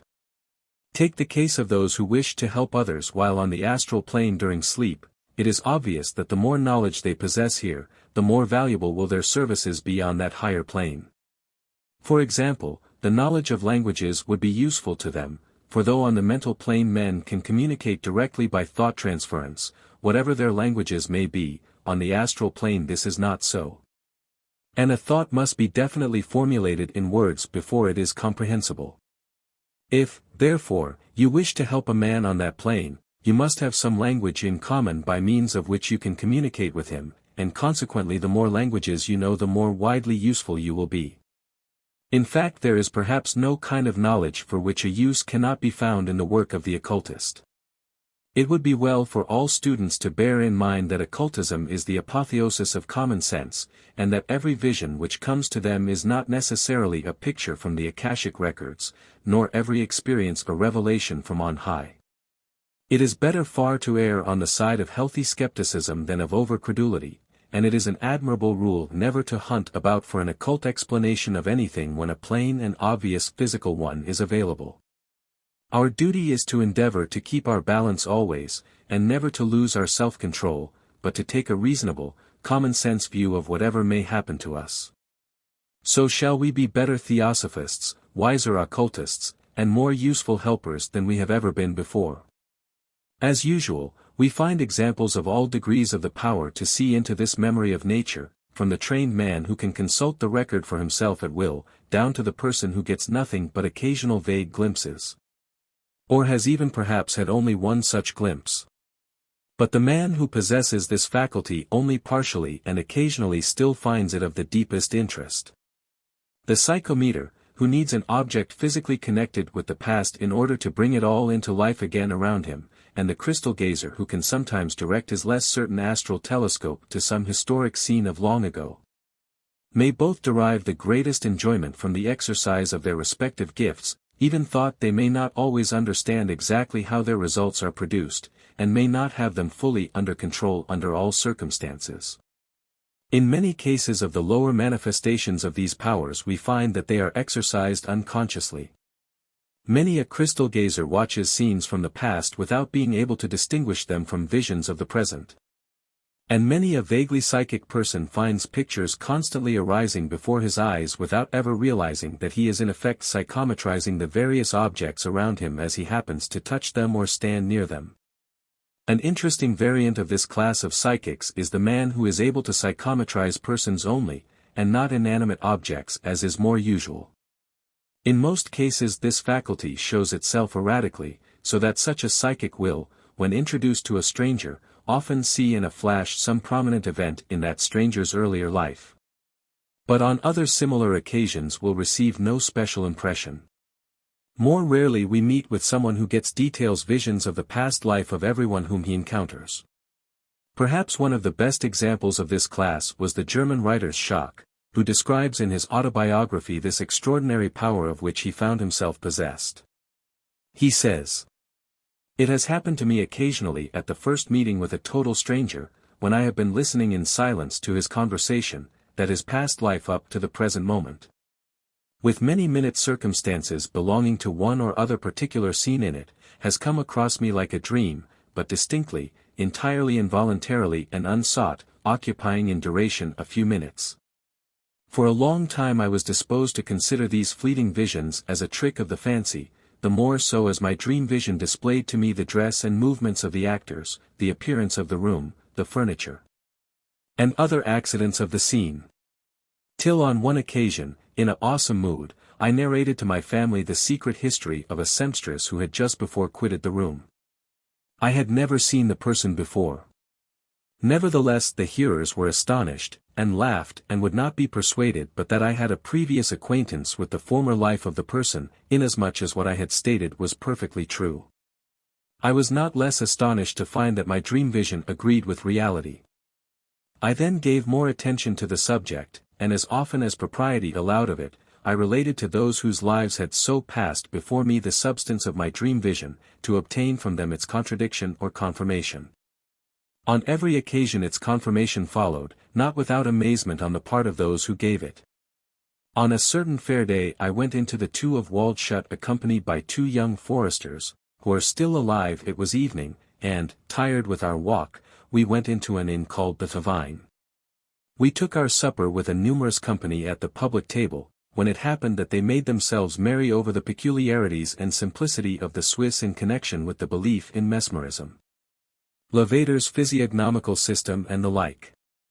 One of my companions, whose national pride was touched by their raillery, begged me to make some reply, particularly in answer to a young man of superior appearance who sat opposite, and had indulged in unrestrained ridicule. It happened that the events of this person's life had just previously passed before my mind. I turned to him with the question whether he would reply to me with truth and candor if I narrated to him the most secret passages of his history, he being as little known to me as I to him. That would, I suggested, go something beyond Leadbeater's physiognomical skill. He promised if I told the truth to admit it openly. Then I narrated the events with which my dream vision had furnished me, and the stable learnt the history of the young tradesman's life of his school years, his peccadilloes, and finally, of a little act of roguery committed by him on the strongbox of his employer. I described the uninhabited room with its white walls, where to the right of the brown door there had stood upon the table the small back money chest, etc. The man, much struck, admitted the correctness of each circumstance, even, which I could not expect, of the last. And after narrating this incident, the worthy's shock calmly goes on to wonder whether perhaps after all this remarkable power, which he had so often displayed, might not really have been always the result of mere chance coincidence. Comparatively few accounts of persons possessing this faculty of looking back into the past are to be found in the literature of the subject, and it might therefore be supposed to be much less common than provision. I suspect, however, that the truth is rather that it is much less commonly recognized. As I said before, it may very easily happen that a person may see a picture of the past without recognizing it as such, unless there happens to be in it something which attracts special attention, such as a figure in armor or in antique costume. A prevision also might not always be recognized as such at the time, but the occurrence of the event foreseen recalls it vividly at the same time that it manifests its nature, so that it is unlikely to be overlooked. It is probable, therefore, that occasional glimpses of these astral reflections of the Akashic records are commoner than the published accounts would lead us to believe. Chapter 8. Clairvoyance in Time, the Future. Even if, in a dim sort of way, we feel ourselves able to grasp the idea that the whole of the past may be simultaneously and actively present in a sufficiently exalted consciousness, we are confronted by a far greater difficulty when we endeavor to realize how all the future may also be comprehended in that consciousness. If we could believe in the Mohammedan doctrine of Kismet, or the Calvinistic theory of predestination, the conception would be easy enough, but knowing as we do that both these are grotesque distortions of the truth, we must look round for a more acceptable hypothesis. There may still be some people who deny the possibility of prevision, but such denial simply shows their ignorance of the evidence on the subject. The large number of authenticated cases leaves no room for doubt as to the fact, but many of them are of such a nature as to render a reasonable explanation by no means easy to find. It is evident that the ego possesses a certain amount of previsional faculty, and if the events foreseen were always of great importance, one might suppose that an extraordinary stimulus had enabled him for that occasion only to make a clear impression of what he saw upon his lower personality. No doubt that is the explanation of many of the cases in which death or grave disaster is foreseen, but there are a large number of instances on record to which it does not seem to apply, since the events foretold are frequently exceedingly trivial and unimportant. A well-known story of second sight in Scotland will illustrate what I mean. A man who had no belief in the occult was forewarned by a higher seer of the approaching death of a neighbor. The prophecy was given with considerable wealth of detail, including a full description of the funeral, with the names of the 4 pallbearers and others who would be present. The auditor seems to have laughed at the whole story and promptly forgotten it, but the death of his neighbor at the time foretold recalled the warning to mind, and he determined to falsify part of the prediction at any rate by being one of the pallbearers himself. He succeeded in getting matters arranged as he wished, but just as the funeral was about to start he was called away from his post by some small matter which detained him only a minute or two. As he came hurrying back he saw with surprise that the procession had started without him, and that the prediction had been exactly fulfilled, for the 4 pallbearers were those who had been indicated in the vision. Now here is a very trifling matter, which could have been of no possible importance to anybody, definitely foreseen months beforehand. And although a man makes a determined effort to alter the arrangement indicated he fails entirely to affect it in the least. Certainly this looks very much like predestination, even down to the smallest detail, and it is only when we examine this question from higher planes that we are able to see our way to escape that theory. Of course, as I said before about another branch of the subject, a full explanation eludes us as yet, and obviously must do so until our knowledge is infinitely greater than it is now. The most that we can hope to do for the present is to indicate the line along which an explanation may be found. There is no doubt whatever that, just as what is happening now is the result of causes set in motion in the past, so what will happen in the future will be the result of causes already in operation. Even down here we can calculate that if certain actions are performed certain results will follow, but our reckoning is constantly liable to be disturbed by the interference of factors which we have not been able to take into account. But if we raise our consciousness to the mental plane we can see very much farther into the results of our actions. We can trace, for example, the effect of a casual word, not only upon the person to whom it was addressed, but through him on many others as it is passed on in widening circles, until it seems to have affected the whole country. And one glimpse of such a vision is far more efficient than any number of moral precepts in pressing upon us the necessity of extreme circumspection in thought, word, and deed. Not only can we from that plane see thus fully the result of every action, but we can also see where and in what way the results of other actions apparently quite unconnected with it will interfere with and modify it. In fact, it may be said that the results of all causes at present in action are clearly visible, that the future, as it would be if no entirely new causes should arise, lies open before our gaze. New causes of course do arise, because man's will is free, but in the case of all ordinary people the use which they will make of their freedom can be calculated beforehand with considerable accuracy. The average man has so little real will that he is very much the creature of circumstances. His action-impervious lives places him amid certain surroundings, and their influence upon him is so very much the most important factor in his life story that his future course may be predicted with almost mathematical certainty. With the developed man the case is different. For him also the main events of life are arranged by his past actions, but the way in which he will allow them to affect him, the methods by which he will deal with them and perhaps triumph over them, these are all his own. And they cannot be foreseen even on the mental plane except as probabilities. Looking down on man's life in this way from above, it seems as though his free will could be exercised only at certain crises in his career. He arrives at a point in his life where there are obviously 2 or 3 alternative courses open before him. He is absolutely free to choose which of them he pleases, and although someone who knew his nature thoroughly well might feel almost certain what his choice would be, such knowledge on his friend's part is in no sense a compelling force. But when he has chosen, he has to go through with it and take the consequences. Having entered upon a particular path he may, in many cases, be forced to go on for a very long way before he has opportunity to turn aside. His position is somewhat like that of the driver of a train. When he comes to a junction he may have the point set either this way or that, and so can pass on to whichever line he pleases. But when he has passed on to one of them he is compelled to run on along the line which he has selected until he reaches another set of points, where again an opportunity of choice is offered to him. Now, in looking down from the mental plane, these points of new departure would be clearly visible, and all the results of each choice would lie open before us, certain to be worked out even to the smallest detail. The only point which would remain uncertain would be the all-important one as to which choice the man would make. We should, in fact, have not one but several futures mapped out before our eyes, without necessarily being able to determine which of them would materialize itself into accomplished fact.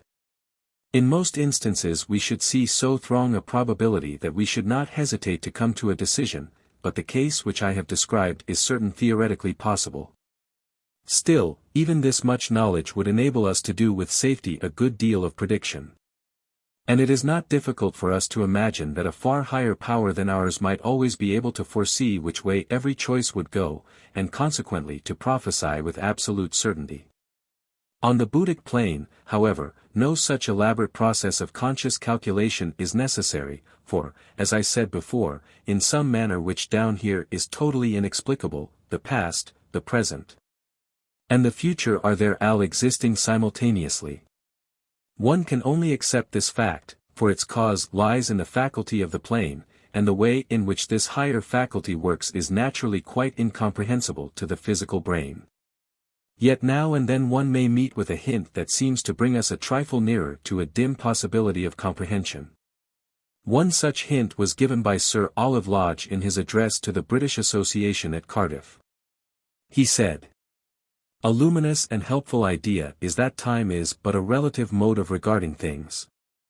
We progress through phenomena at a certain definite pace, and this subjective advance we interpret in an objective manner, as if events moved necessarily in this order and at this precise rate. But that may be only one mode of regarding them. The events may be in some sense in existence always, both past and future, and it may be we who are arriving at them, not they which happening. The analogy of a traveler in a railway train is useful. If he could never leave the train nor alter its pace, he would probably consider the landscapes as necessarily successive and be unable to conceive their coexistence. We perceive, therefore, a possible fourth-dimensional aspect about time, the inexorableness of whose flow may be a natural part of our present limitations. And if we once grasp the idea that past and future may be actually existing, we can recognize that they may have a controlling influence on all present action, and the two together may constitute the higher plane or totality of things after which, as it seems to me, we are impelled to seek, in connection with the directing of form or determinism, and the action of living beings consciously directed to a definite and preconceived end. Time is not in reality the fourth dimension at all, yet to look at it for the moment from that point of view is some slight help towards grasping the ungraspable. Suppose that we hold a wooden cone at right angles to a sheet of paper, and slowly push it through its point first.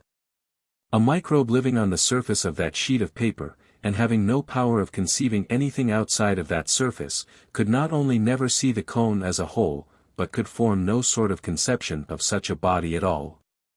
All that he would see would be the sudden appearance of a tiny circle, which would gradually and mysteriously grow larger and larger until it vanished from his world as suddenly and incomprehensibly as it had come into it. Thus, what were in reality a series of sections of the cone would appear to him to be successive stages in the life of a circle, and it would be impossible for him to grasp the idea that these successive stages could be seen simultaneously. Yet it is, of course, easy enough for us, looking down upon the transaction from another dimension, to see that the microbe is simply under a delusion arising from its own limitations, and that the cone exists as a whole all the while. Our own delusion as to past, present, and future is possibly not dissimilar, and the view that is gained of sequence of events from the Buddhic plane corresponds to the view of the cone as a whole. Naturally, any attempt to work out this suggestion lands us in a series of startling paradoxes, but the fact remains a fact, nevertheless, and the time will come when it will be clear as noonday to our comprehension. When the pupil's consciousness is fully developed upon the Buddhic plane, therefore, perfect provision is possible to him, though he may not, nay, he certainly will not, be able to bring the whole result of this sight through fully and in order into this light.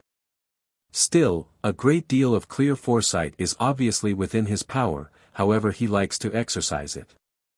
And even when he is not exercising it, frequent flashes of foreknowledge come through into his ordinary life, so that he often has an instantaneous intuition as to how things will turn out even before their inception. Short of this perfect provision we find, as in the previous cases, that all degrees of this type of clairvoyance exist, from the occasional vague premonitions which cannot in any true sense be called sight at all, up to frequent and fairly complete second sight. The faculty to which this latter somewhat misleading name has been given is an extremely interesting one and would well repay more careful and systematic study than has ever hitherto been given to it.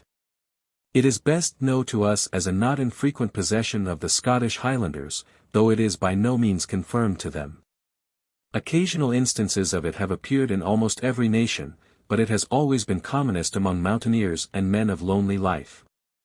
With us in England it is often spoken of as though it were the exclusive uppunnage of the Celtic race, but in reality it has appeared among similarly situated peoples the world over. It is stated, for example, to be very common among the Westphalian peasantry. Sometimes the second sight consists of a picture clearly foreshowing some coming event. More frequently, perhaps, the glimpse of the future is given by some symbolical appearance. It is noteworthy that the events foreseen are invariably unpleasant ones, death being the commonest of all. I do not recollect a single instance in which the second sight has shown anything which was not of the most gloomy nature. It has a ghastly symbolism which is all its own, a symbolism of shrouds and corpse candles, and other funereal horrors. In some cases it appears to be to a certain extent dependent on locality, for it is stated that inhabitants of the Isle of Skye who possess the faculty often lose it when they leave the island, even though it be only to cross to the mainland. The gift of such sight is sometimes hereditary in a family for generations, but this is not an invariable rule, for it often appears sporadically in one member of a family otherwise free from its lugubrious influence. An example in which an accurate vision of a coming even was seen some months beforehand by second sight has already been given. Here is another and perhaps a more striking one, which I give exactly as it was related to me by one of the actors in the scene.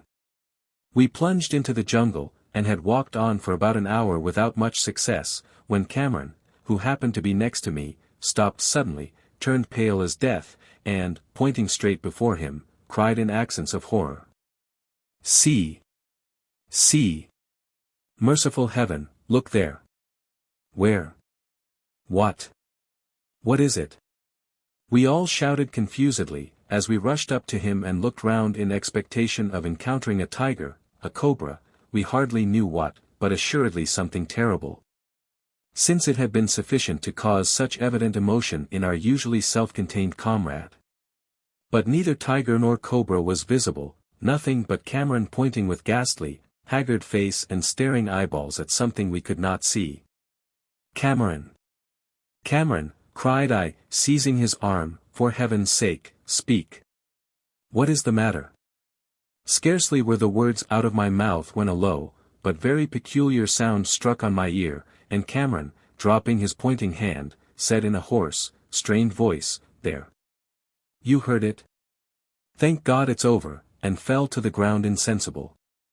There was a momentary confusion while we unfastened his collar, and I dashed in his face some water which I fortunately had in my flask, while another tried to pour brandy between his clenched teeth. And under cover of it whispered to the man next to me, one of our greatest skeptics, "By the way, Beecham, did you hear anything?" "Why, yes," he replied, "a curious sound, very. A sort of crash or rattle far away in the distance, yet very distinct. If the thing were not utterly impossible, I could have sworn it was the rattle of musketry." "Just my impression," murmured I, "but hush. He is recovering." In a minute or two he was able to speak feebly, and began to thank us and apologize for giving trouble. And soon he sat up, leaning against a tree, and in a firm, though still low voice said, "My dear friends, I feel I owe you an explanation of my extraordinary behavior. It is an explanation that I would fain avoid giving. But it must come some time, and so may as well be given now. You may perhaps have noticed that when during our voyage you all join in scoffing at dreams, portents, and visions, I invariably avoided giving any opinion on the subject. I did so because, while I had no desire to court ridicule or provoke discussion, I was unable to agree with you, knowing only too well from my own dread experience that the world which men agree to call that of the supernatural is just as real as, nay, perhaps, even far more real than, this world we see about us. In other words, I, like many of my countrymen, am cursed with the gift of second sight, that awful faculty which foretells in vision calamities that are shortly to occur. Such a vision I had just now, and its exceptional horror moved me as you have seen. I saw before me a corpse, not that of one who has died a peaceful natural death, but that of the victim of some terrible accident. A ghastly, shapeless mass, with a face swollen, crushed, unrecognizable. I saw this dreadful object placed in a coffin, and the funeral service performed over it. I saw the burial ground, I saw the clergyman. And though I had never seen either before, I can picture both perfectly in my mind's eye now. I saw you, myself, Beecham, all of us and many more, standing round as mourners. I saw the soldiers raise their muskets after the service was over. I heard the volley they fired, and then I knew no more. As he spoke of that volley of musketry I glanced across with a shudder at Beecham, and the look of stony horror on that handsome skeptic's face was not to be forgotten. This is only one incident, and by no means the principal one, in a very remarkable story of psychic experience, but as for the moment we are concerned merely with the example of second sight which it gives us. I need only say that later in the day the party of young soldiers discovered the body of their commanding officer in the terrible condition so graphically described by Mr. Cameron. The narrative continues. When, on the following evening, we arrived at our destination, and our melancholy deposition had been taken down by the proper authorities, Cameron and I went out for a quiet walk, to endeavor with the assistance of the soothing influence of nature to shake off something of the gloom which paralyzed our spirits. Suddenly he clutched my arm, and pointing through some rude railings, said in a trembling voice, "Yes, there it is. That is the burial ground I saw yesterday." And when later on we were introduced to the chaplain of the post, I noticed, though my friends did not, the irrepressible shudder with which Cameron took his hand, and I knew that he had recognized the clergyman of his vision. As for the occult rationale of all this, I presume Mr. Cameron's vision was a pure case of second sight, and if so the fact that the two men who were evidently nearest to him, certainly one, probably both, actually touching him, participated in it to the limited extent of hearing the concluding volley, while the others who were not so close did not, would show that the intensity with which the vision impressed itself upon the seer occasioned vibrations in his mind-body which were communicated to those of the persons in contact with him. As in ordinary thought transference. Anyone who wishes to read the rest of the story will find it in the pages of Lucifer, Volume 20, page 457. Scores of examples of similar nature to these might easily be collected.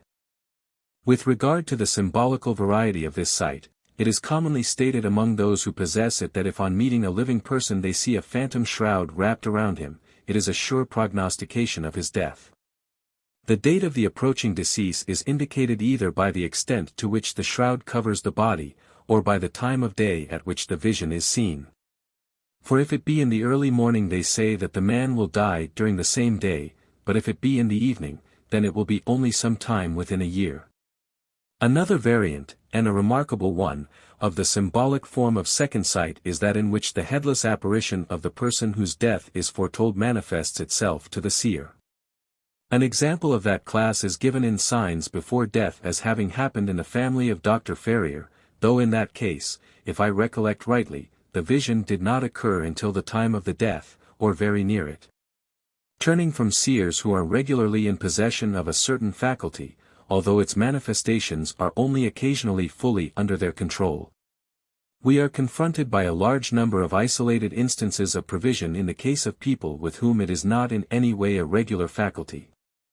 Perhaps the majority of these occur in dreams, although examples of the waking vision are by no means wanting. Sometimes the prevision refers to an event of distinct importance to the seer, and so justifies the action of the ego in taking the trouble to impress it. In other cases, the even is one which is of no apparent importance, or is not in any way connected with the man to whom the vision comes. Sometimes it is clear that the intention of the ego, or the communicating entity, whatever it may be, is to warn the lower self of the approach of some calamity, either in order that it may be prevented or, if that be not possible, that the shock may be minimized by preparation. The even most frequently thus foreshadowed is, perhaps not unnaturally, death, sometimes the death of the seer himself, sometimes that of one dear to him. This type of prevision is so common in the literature of the subject, and its object is so obvious, that we need hardly cite examples of it. But one or two instances in which the prophetic sight, though clearly useful, was yet of a less somber character, will prove not uninteresting to the reader. The following is culled from that storehouse of the student of the uncanny, Mrs. Crow's Night Side of Nature, page 72. A few years ago Dr. Watson, now residing at Glasgow, dreamt that he received a summons to attend a patient at a place some miles from where he was living. That he started on horseback, and that as he was crossing a moor he saw a bull making furiously at him, whose horns he only escaped by taking refuge on a spot inaccessible to the animal, where he waiting a long time till some people, observing his situation, came to his assistance and released him. Whilst at breakfast on the following morning the summons came, and smiling at the odd coincidence, as he thought it, he started on horseback. He was quite ignorant of the road he had to go, but by and by he arrived at the moor, which he recognized, and presently the bull appeared, coming full tilt towards him. But his dream had shown him the place of refuge for which he instantly made, and there he spent 3 or 4 hours, besieged by the animal, till the country people set him free. Dr. Watson declares that but for the dream he should not have known in what direction to run for safety.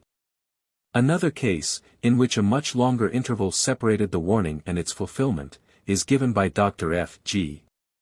Lee, in Glimpses of the Supernatural, Volume 1, page 240. Mrs. Hannah Green, the housekeeper of a country family in Oxfordshire, dreamt one night that she had been left alone in the house upon a Sunday evening.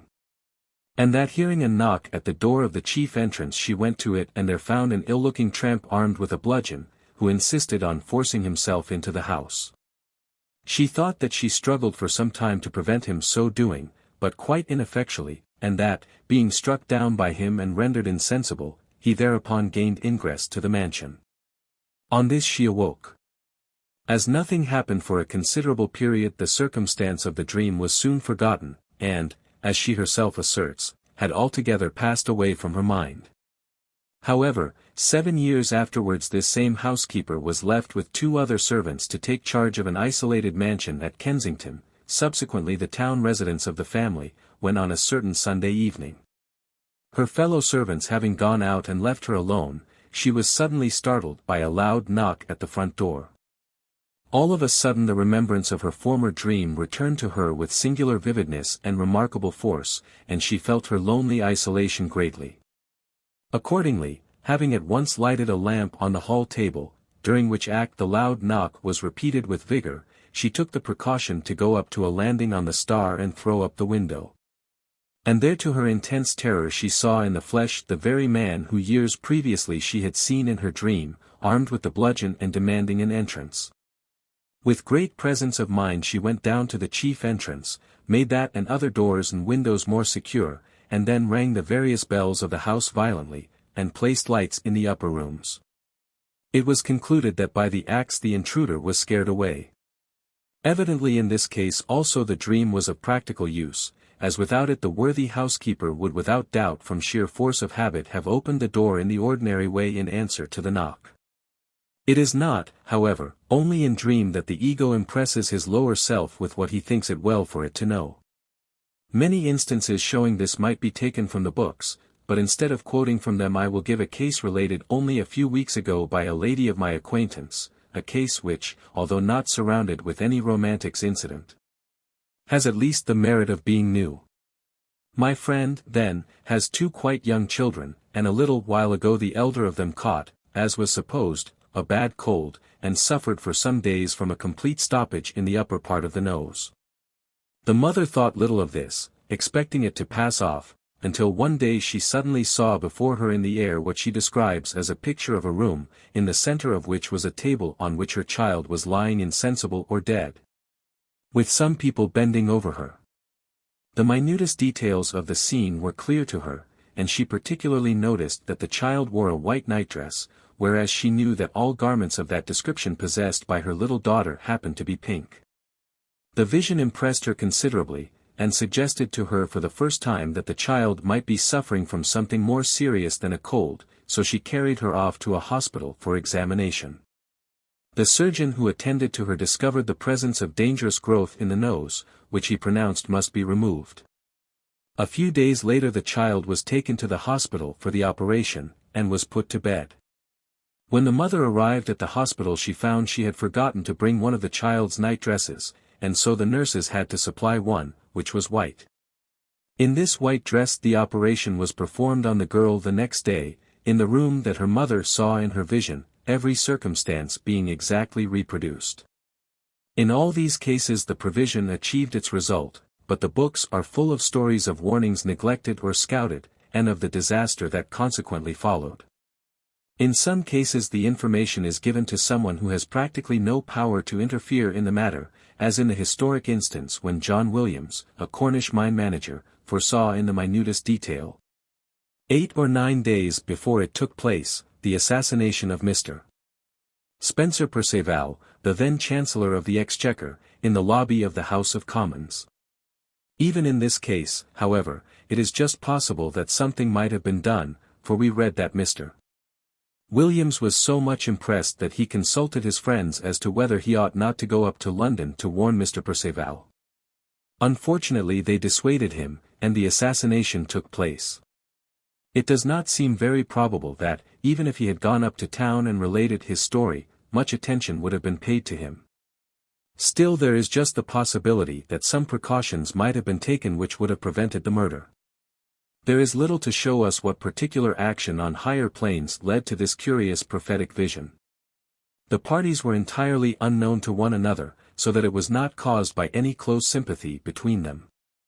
If it was an attempt made by some helper to avert the threatened doom, it seems strange that no one who was sufficiently impressible could be found nearer than Cornwall. Perhaps Mr. Williams, when on the astral plane during sleep, somehow came across this reflection of the future, and being naturally horrified thereby, passed it on to his lower mind in the hope that somehow something might be done to prevent it. But it is impossible to diagnose the case with certainty without examining the Akashic records to see what actually took place. A typical instance of the absolutely purposeless foresight is that related by Mr. Stead, in his Real Ghost Stories, page 83, of his friend Miss Freer, commonly known as Miss X. When staying at a country house, this lady, being wide awake and fully conscious, once saw a dog cart drawn by a white horse standing at the hall door, with two strangers in it, one of whom got out of the cart and stood playing with a terrier. She noticed that he was wearing an ulster, and also particularly observed the fresh wheel marks made by the cart on the gravel. Nevertheless, there was no cart there at the time.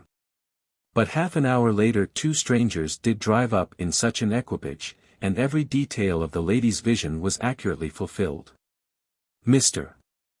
Stead goes on to cite another instance of equally purposeless provision where 7 years separated the dream, for in this case it was a dream, and its fulfillment.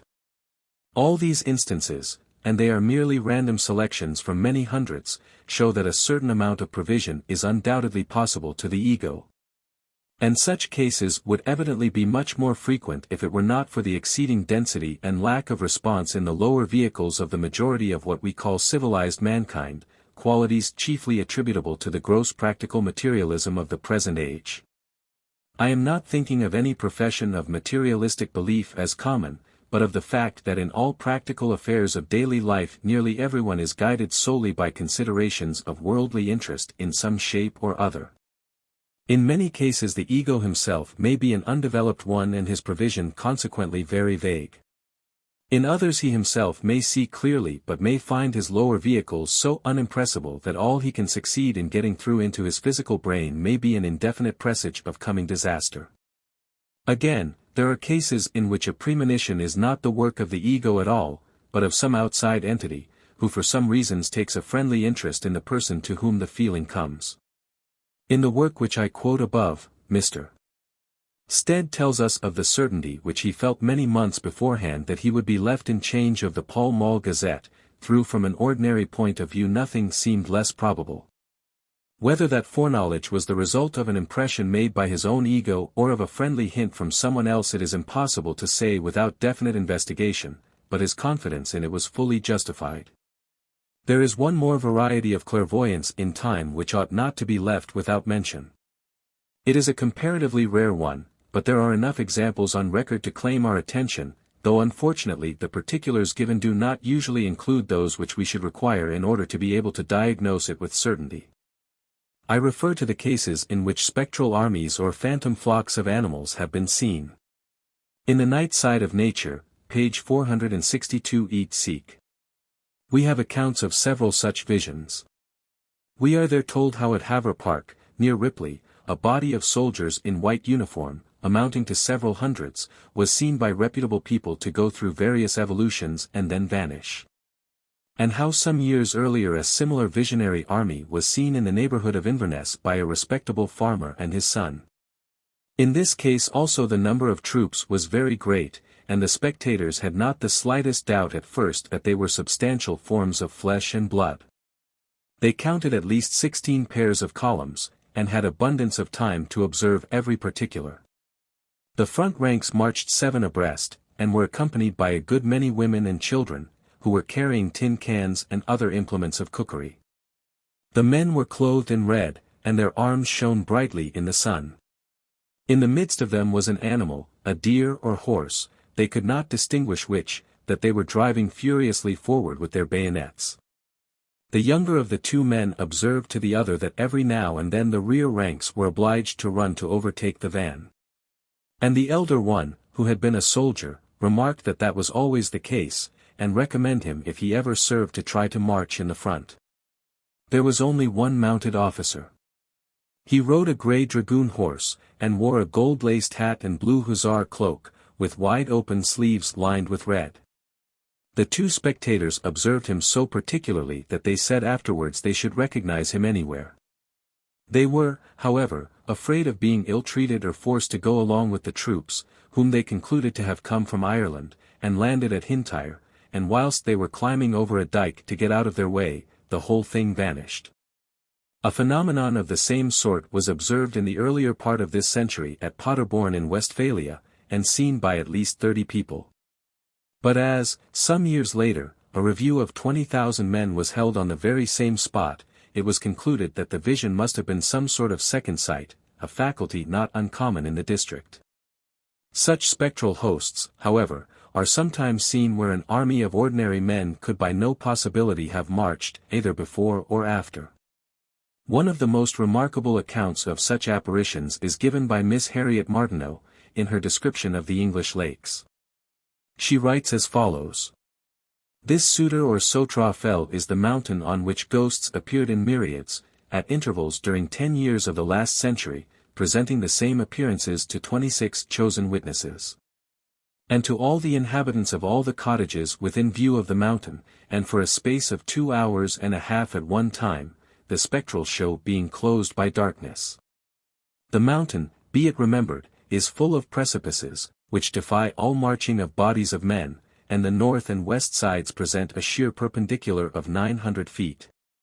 On Midsummer Eve, 1735, a farm servant of Mr. Lancaster, half a mile from the mountain, saw the eastern side of its summit covered with troops, which pursued their onward march for an hour.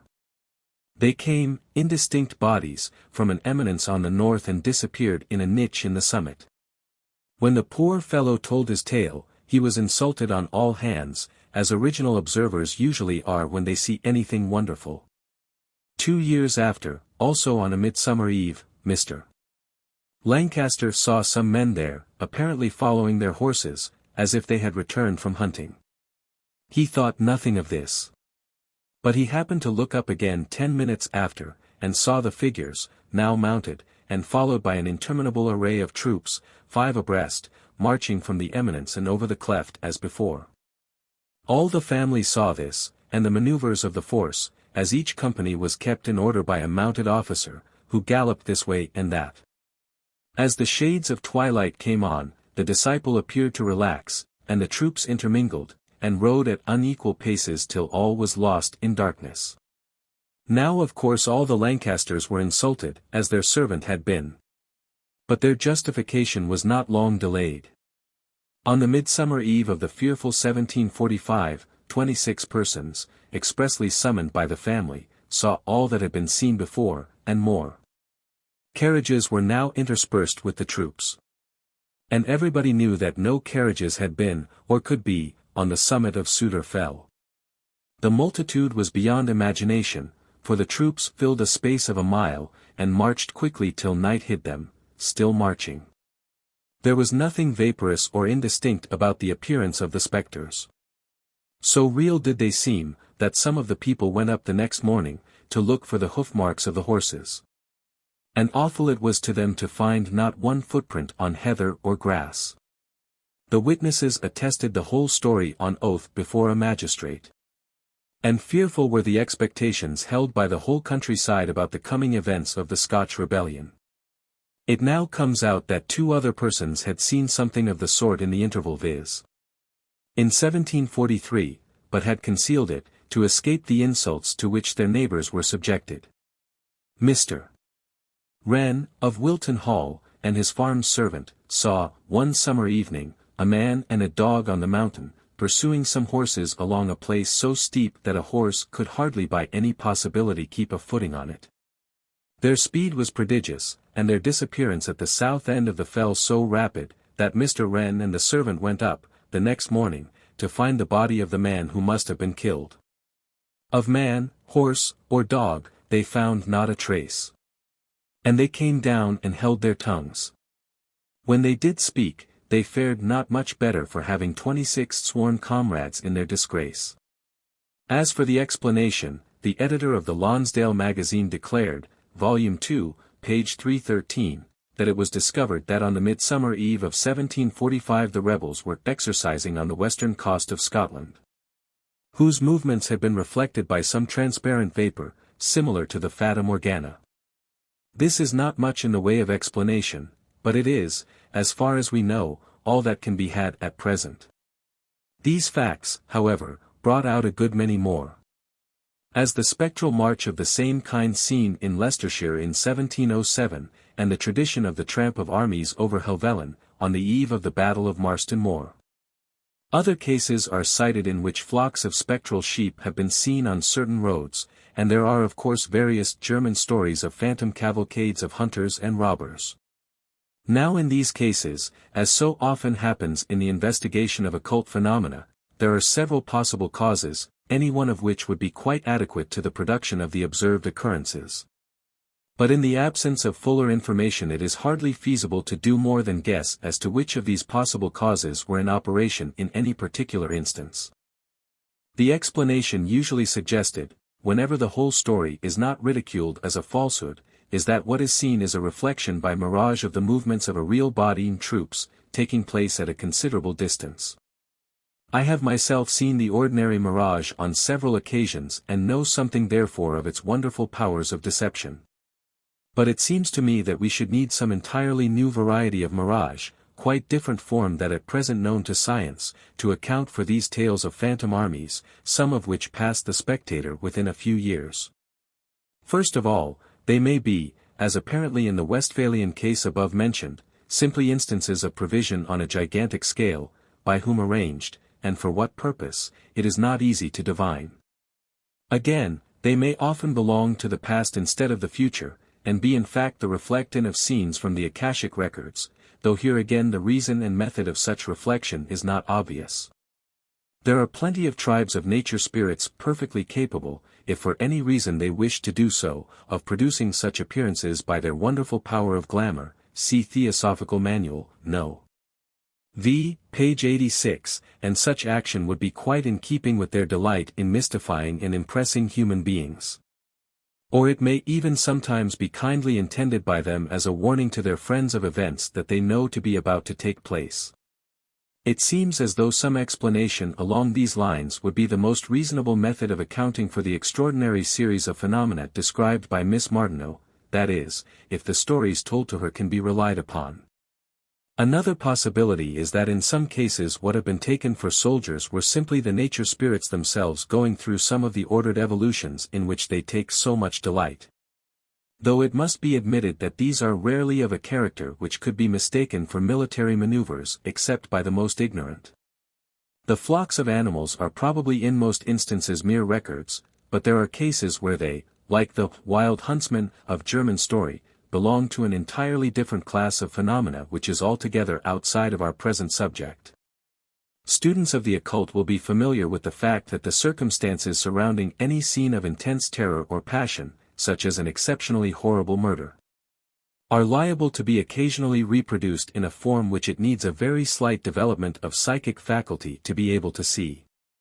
And it has sometimes happened that various animals formed part of such surroundings, and consequently they also are periodically reproduced by the action of the guilty conscience of the murderer. See Manual V, page 115. Probably whatever foundation of fact underlies the various stories of spectral horsemen and hunting troops may generally be referred to this category. This is also the explanation, evidently, of some of the visions of ghostly armies, such as that remarkable reenactment of the Battle of Edgehill which seems to have taken place at intervals for some months after the date of the real struggle.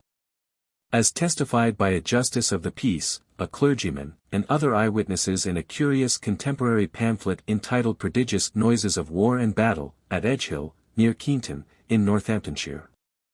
According to the pamphlet this case was investigated at the time by some officers of the army, who clearly recognized many of the phantom figures that they saw. This looks decidedly like an instance of the terrible power of man's unrestrained passions to reproduce themselves, and to cause in some strange way a kind of materialization of their record. In some cases it is clear that the flocks of animals seen have been simply hordes of unclean artificial elementals taking that form in order to feed upon the loathsome emanations of peculiarly horrible places, such as would be the site of a gallows.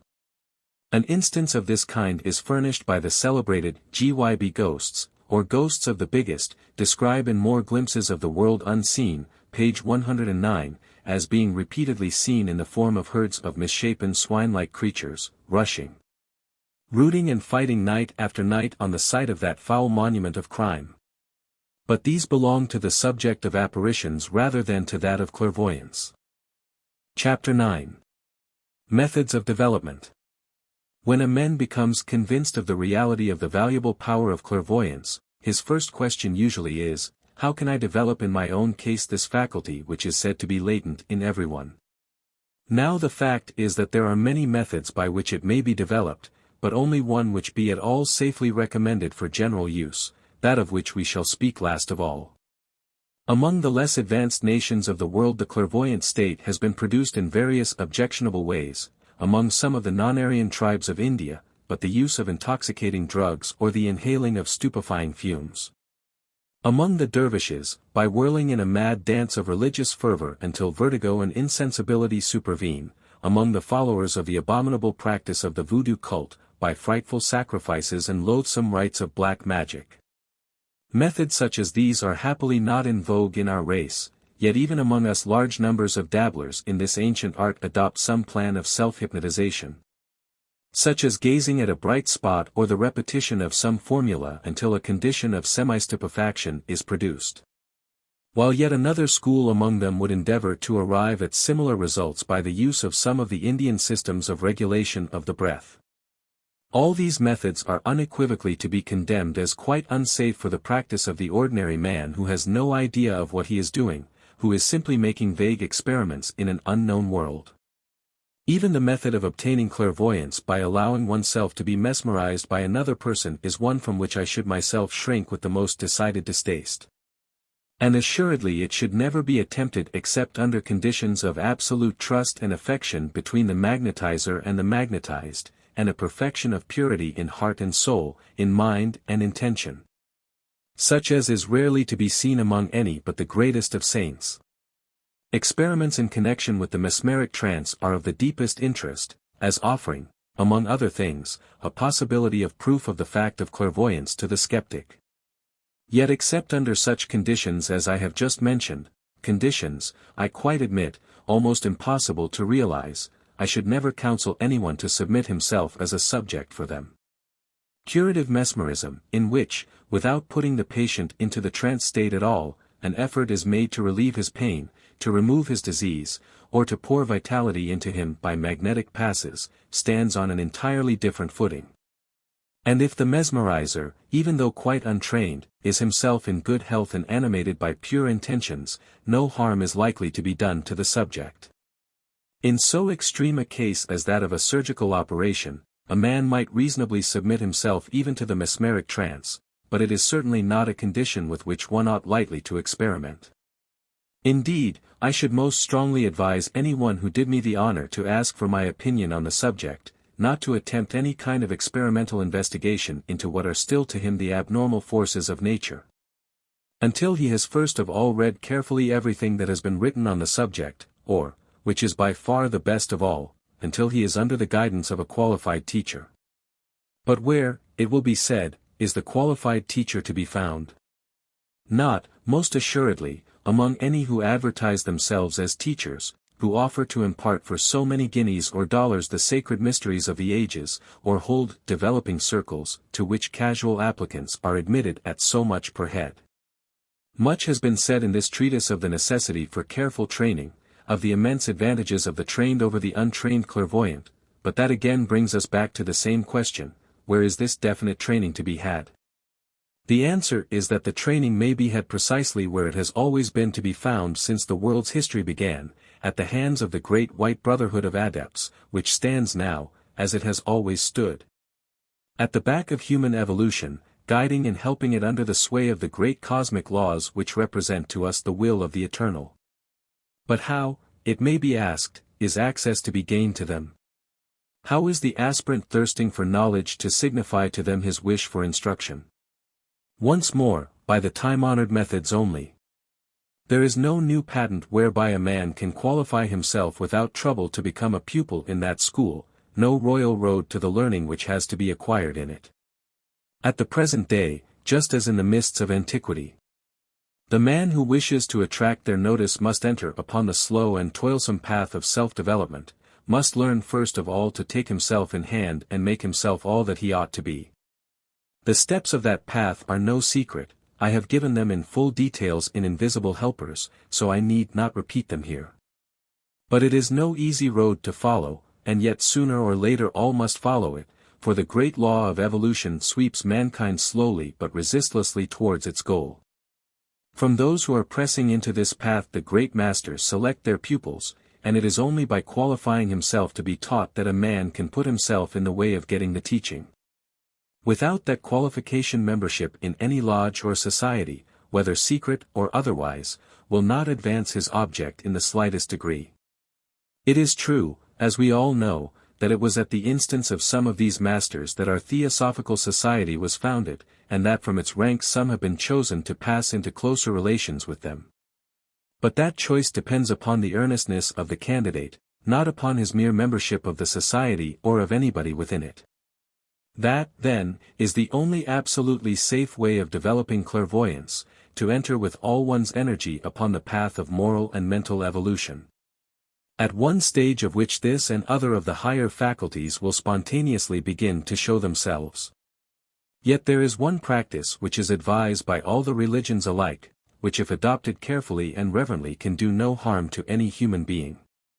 Yet from which a very pure type of clairvoyance has sometimes been developed, and that is the practice of meditation.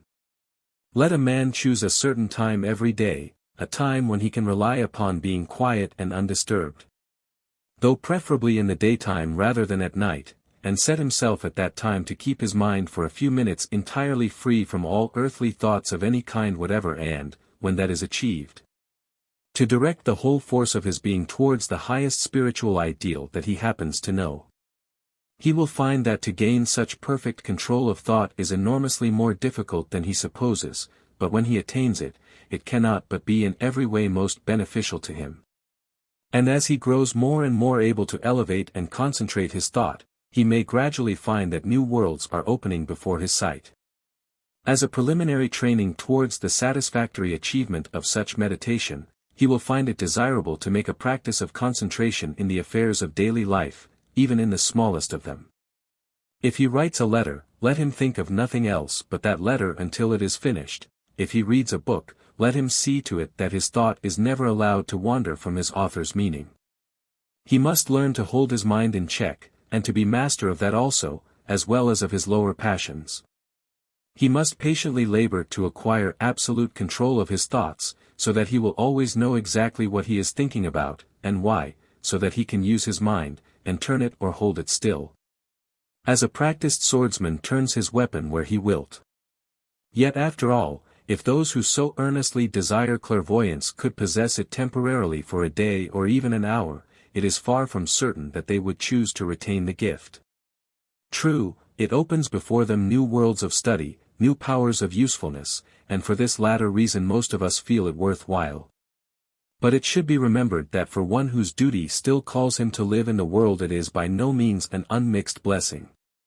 Upon one in whom that vision is opened the sorrow and the misery, the evil and the greed of the world press as an ever-present burden.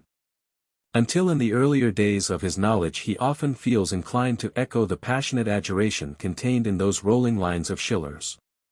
Dein Orakel zu verkunden, warum warfest du Michigan hin? In die Stadt der Ewig Blinden. Mit dem aufgeschlossenen Shin. Fromst den Schleier aufzuheben, wo das nahe Schrecknis droht. Nur der Eartham ist das Leben, Diocese Wissen ist der Tod. Nimm, o nimm die Trorge Klarheit mir vom August, den Blutgen Schein. Schrecklich ist es deiner Wahrheit Sterbliches Gefäß zu sein. Which may perhaps be translated, why hast thou cast me thus into the town of the ever-blind, to proclaim thine oracle by the open sense? What profits it to lift the veil where the near darkness threatens? Only ignorance is life, this knowledge is death. Take back this sad clear-sightedness, take from mine eyes this cruel light. It is horrible to be the mortal channel of thy truth. And again later he cries, give me back my blindness, the happy darkness of my senses, take back thy dreadful gift. But this of course is a feeling which passes, for the higher sight soon shows the pupil something beyond the sorrow, soon bears in upon his soul the overwhelming certainty that, whatever appearances down here may seem to indicate, all things are without shadows of doubt working together for the eventual good of all. He reflects that the sin and the suffering are there, whether he is able to perceive them or not, and that when he can see them he is after all better able to give efficient help than he would be if he were working in the dark. And so by degrees he learns to bear his share of the heavy karma of the world. Some misguided mortals there are who, having the good fortune to possess some slight touch of this higher power, are nevertheless so absolutely destitute of all right feeling in connection with it as to use it for the most sordid ends, actually even to advertise themselves as test and business clairvoyants. Needless to say, such use of the faculty is a mere prostitution and degradation of it, showing that its unfortunate possessor has somehow got hold of it before the moral side of his nature has been sufficiently developed to stand the strain which it imposes. A perception of the amount of evil karma that may be generated by such action in a very short time changes one's disgust into pity for the unhappy perpetrator of that sacrilegious folly. It is sometimes object that the possession of clairvoyance destroys all privacy, and confers a limitless ability to explore the secrets of others. No doubt it does confer such an ability, but nevertheless the suggestion is an amusing one to anyone who knows anything practically about the matter. Such an objection may possibly be well-founded as regards the very limited powers of the test and business clairvoyant, but the man who brings it forward against those who have had the faculty opened for them in the course of their instruction, and consequently possess it fully, is forgetting three fundamental facts. First, that it is quite inconceivable that anyone, having before him the splendid fields for investigation which true clairvoyance opens up, could ever have the slightest wish to pry into the trumpery little secrets of any individual man. Secondly, that even if by some impossible chance our clairvoyant had such indecent curiosity about matters of petty gossip, there is, after all, such a thing as the honor of a gentleman, which, on that plane as on this, would of course prevent him from contemplating for an instant the idea of gratifying it. And thirdly, in case, by any unheard of possibility, one might encounter some variety of low-class pitri with whom the above considerations would have no weight, full instructions are always given to every pupil, as soon as he develops any sign of faculty, as to the limitations which are placed upon its use. Put briefly, these restrictions are that there shall be no prying, no selfish use of the power, and no displaying of phenomena. That is to say, that the same considerations which would govern the actions of a man of right feeling upon the physical plane are expected to apply upon the astral and mental planes also. That the pupil is never under any circumstances to use the power which his additional knowledge gives to him in order to promote his own worldly advantage, or indeed in connection with gain in any way. And that he is never to give what is called in spiritualistic circle a test, that is, to do anything which will incontestably prove to skeptics on the physical plane that he possesses what to them would appear to be an abnormal power. With regard to this latter proviso people often say, but why should he not? It would be so easy to confute and convince your skeptic, and it would do him good. Such critics lose sight of the fact that, in the first place, none of those who know anything want to confute or convince skeptics, or trouble themselves in the slightest degree about the skeptic's attitude one way or the other. And in the second, they fail to understand how much better it's for that skeptic that he should gradually grow into an intellectual appreciation of the facts of nature, instead of being suddenly introduced to them by a knockdown blow, as it were. But the subject was fully considered many years ago in Mr. Sinnett's Occult World, and it is needless to repeat again the arguments there adduced. It is very hard for some of our friends to realize that the silly gossip and idle curiosity which so entirely fill the lives of the brainless majority on earth can have no place in the more real life of the disciple.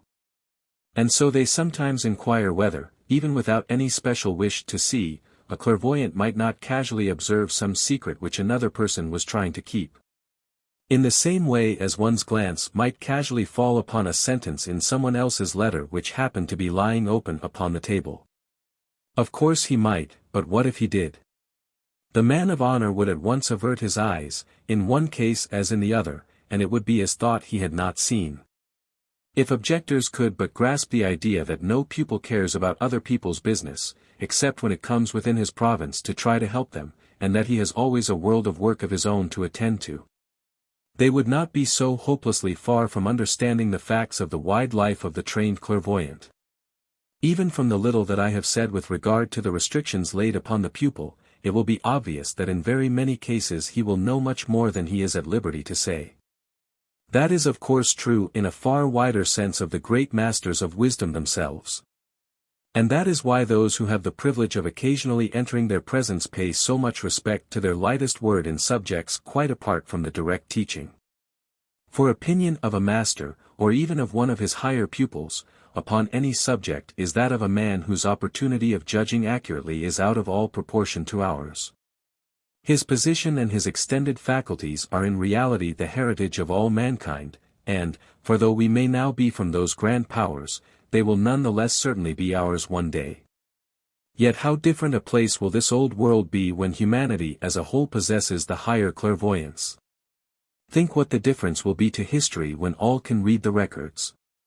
To science, when all the processes about which now men theorize can be watched through all their course, to medicine, when doctor and patients alike can see clearly and exactly all that is being done.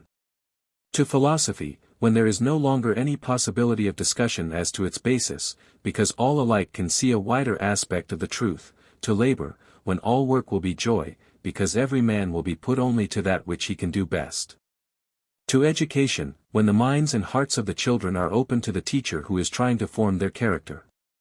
To religion, when there is no longer any possibility of dispute as to its broad dogmas, since the truth about the states after death, and the great law that governs the world, will be patent to all eyes.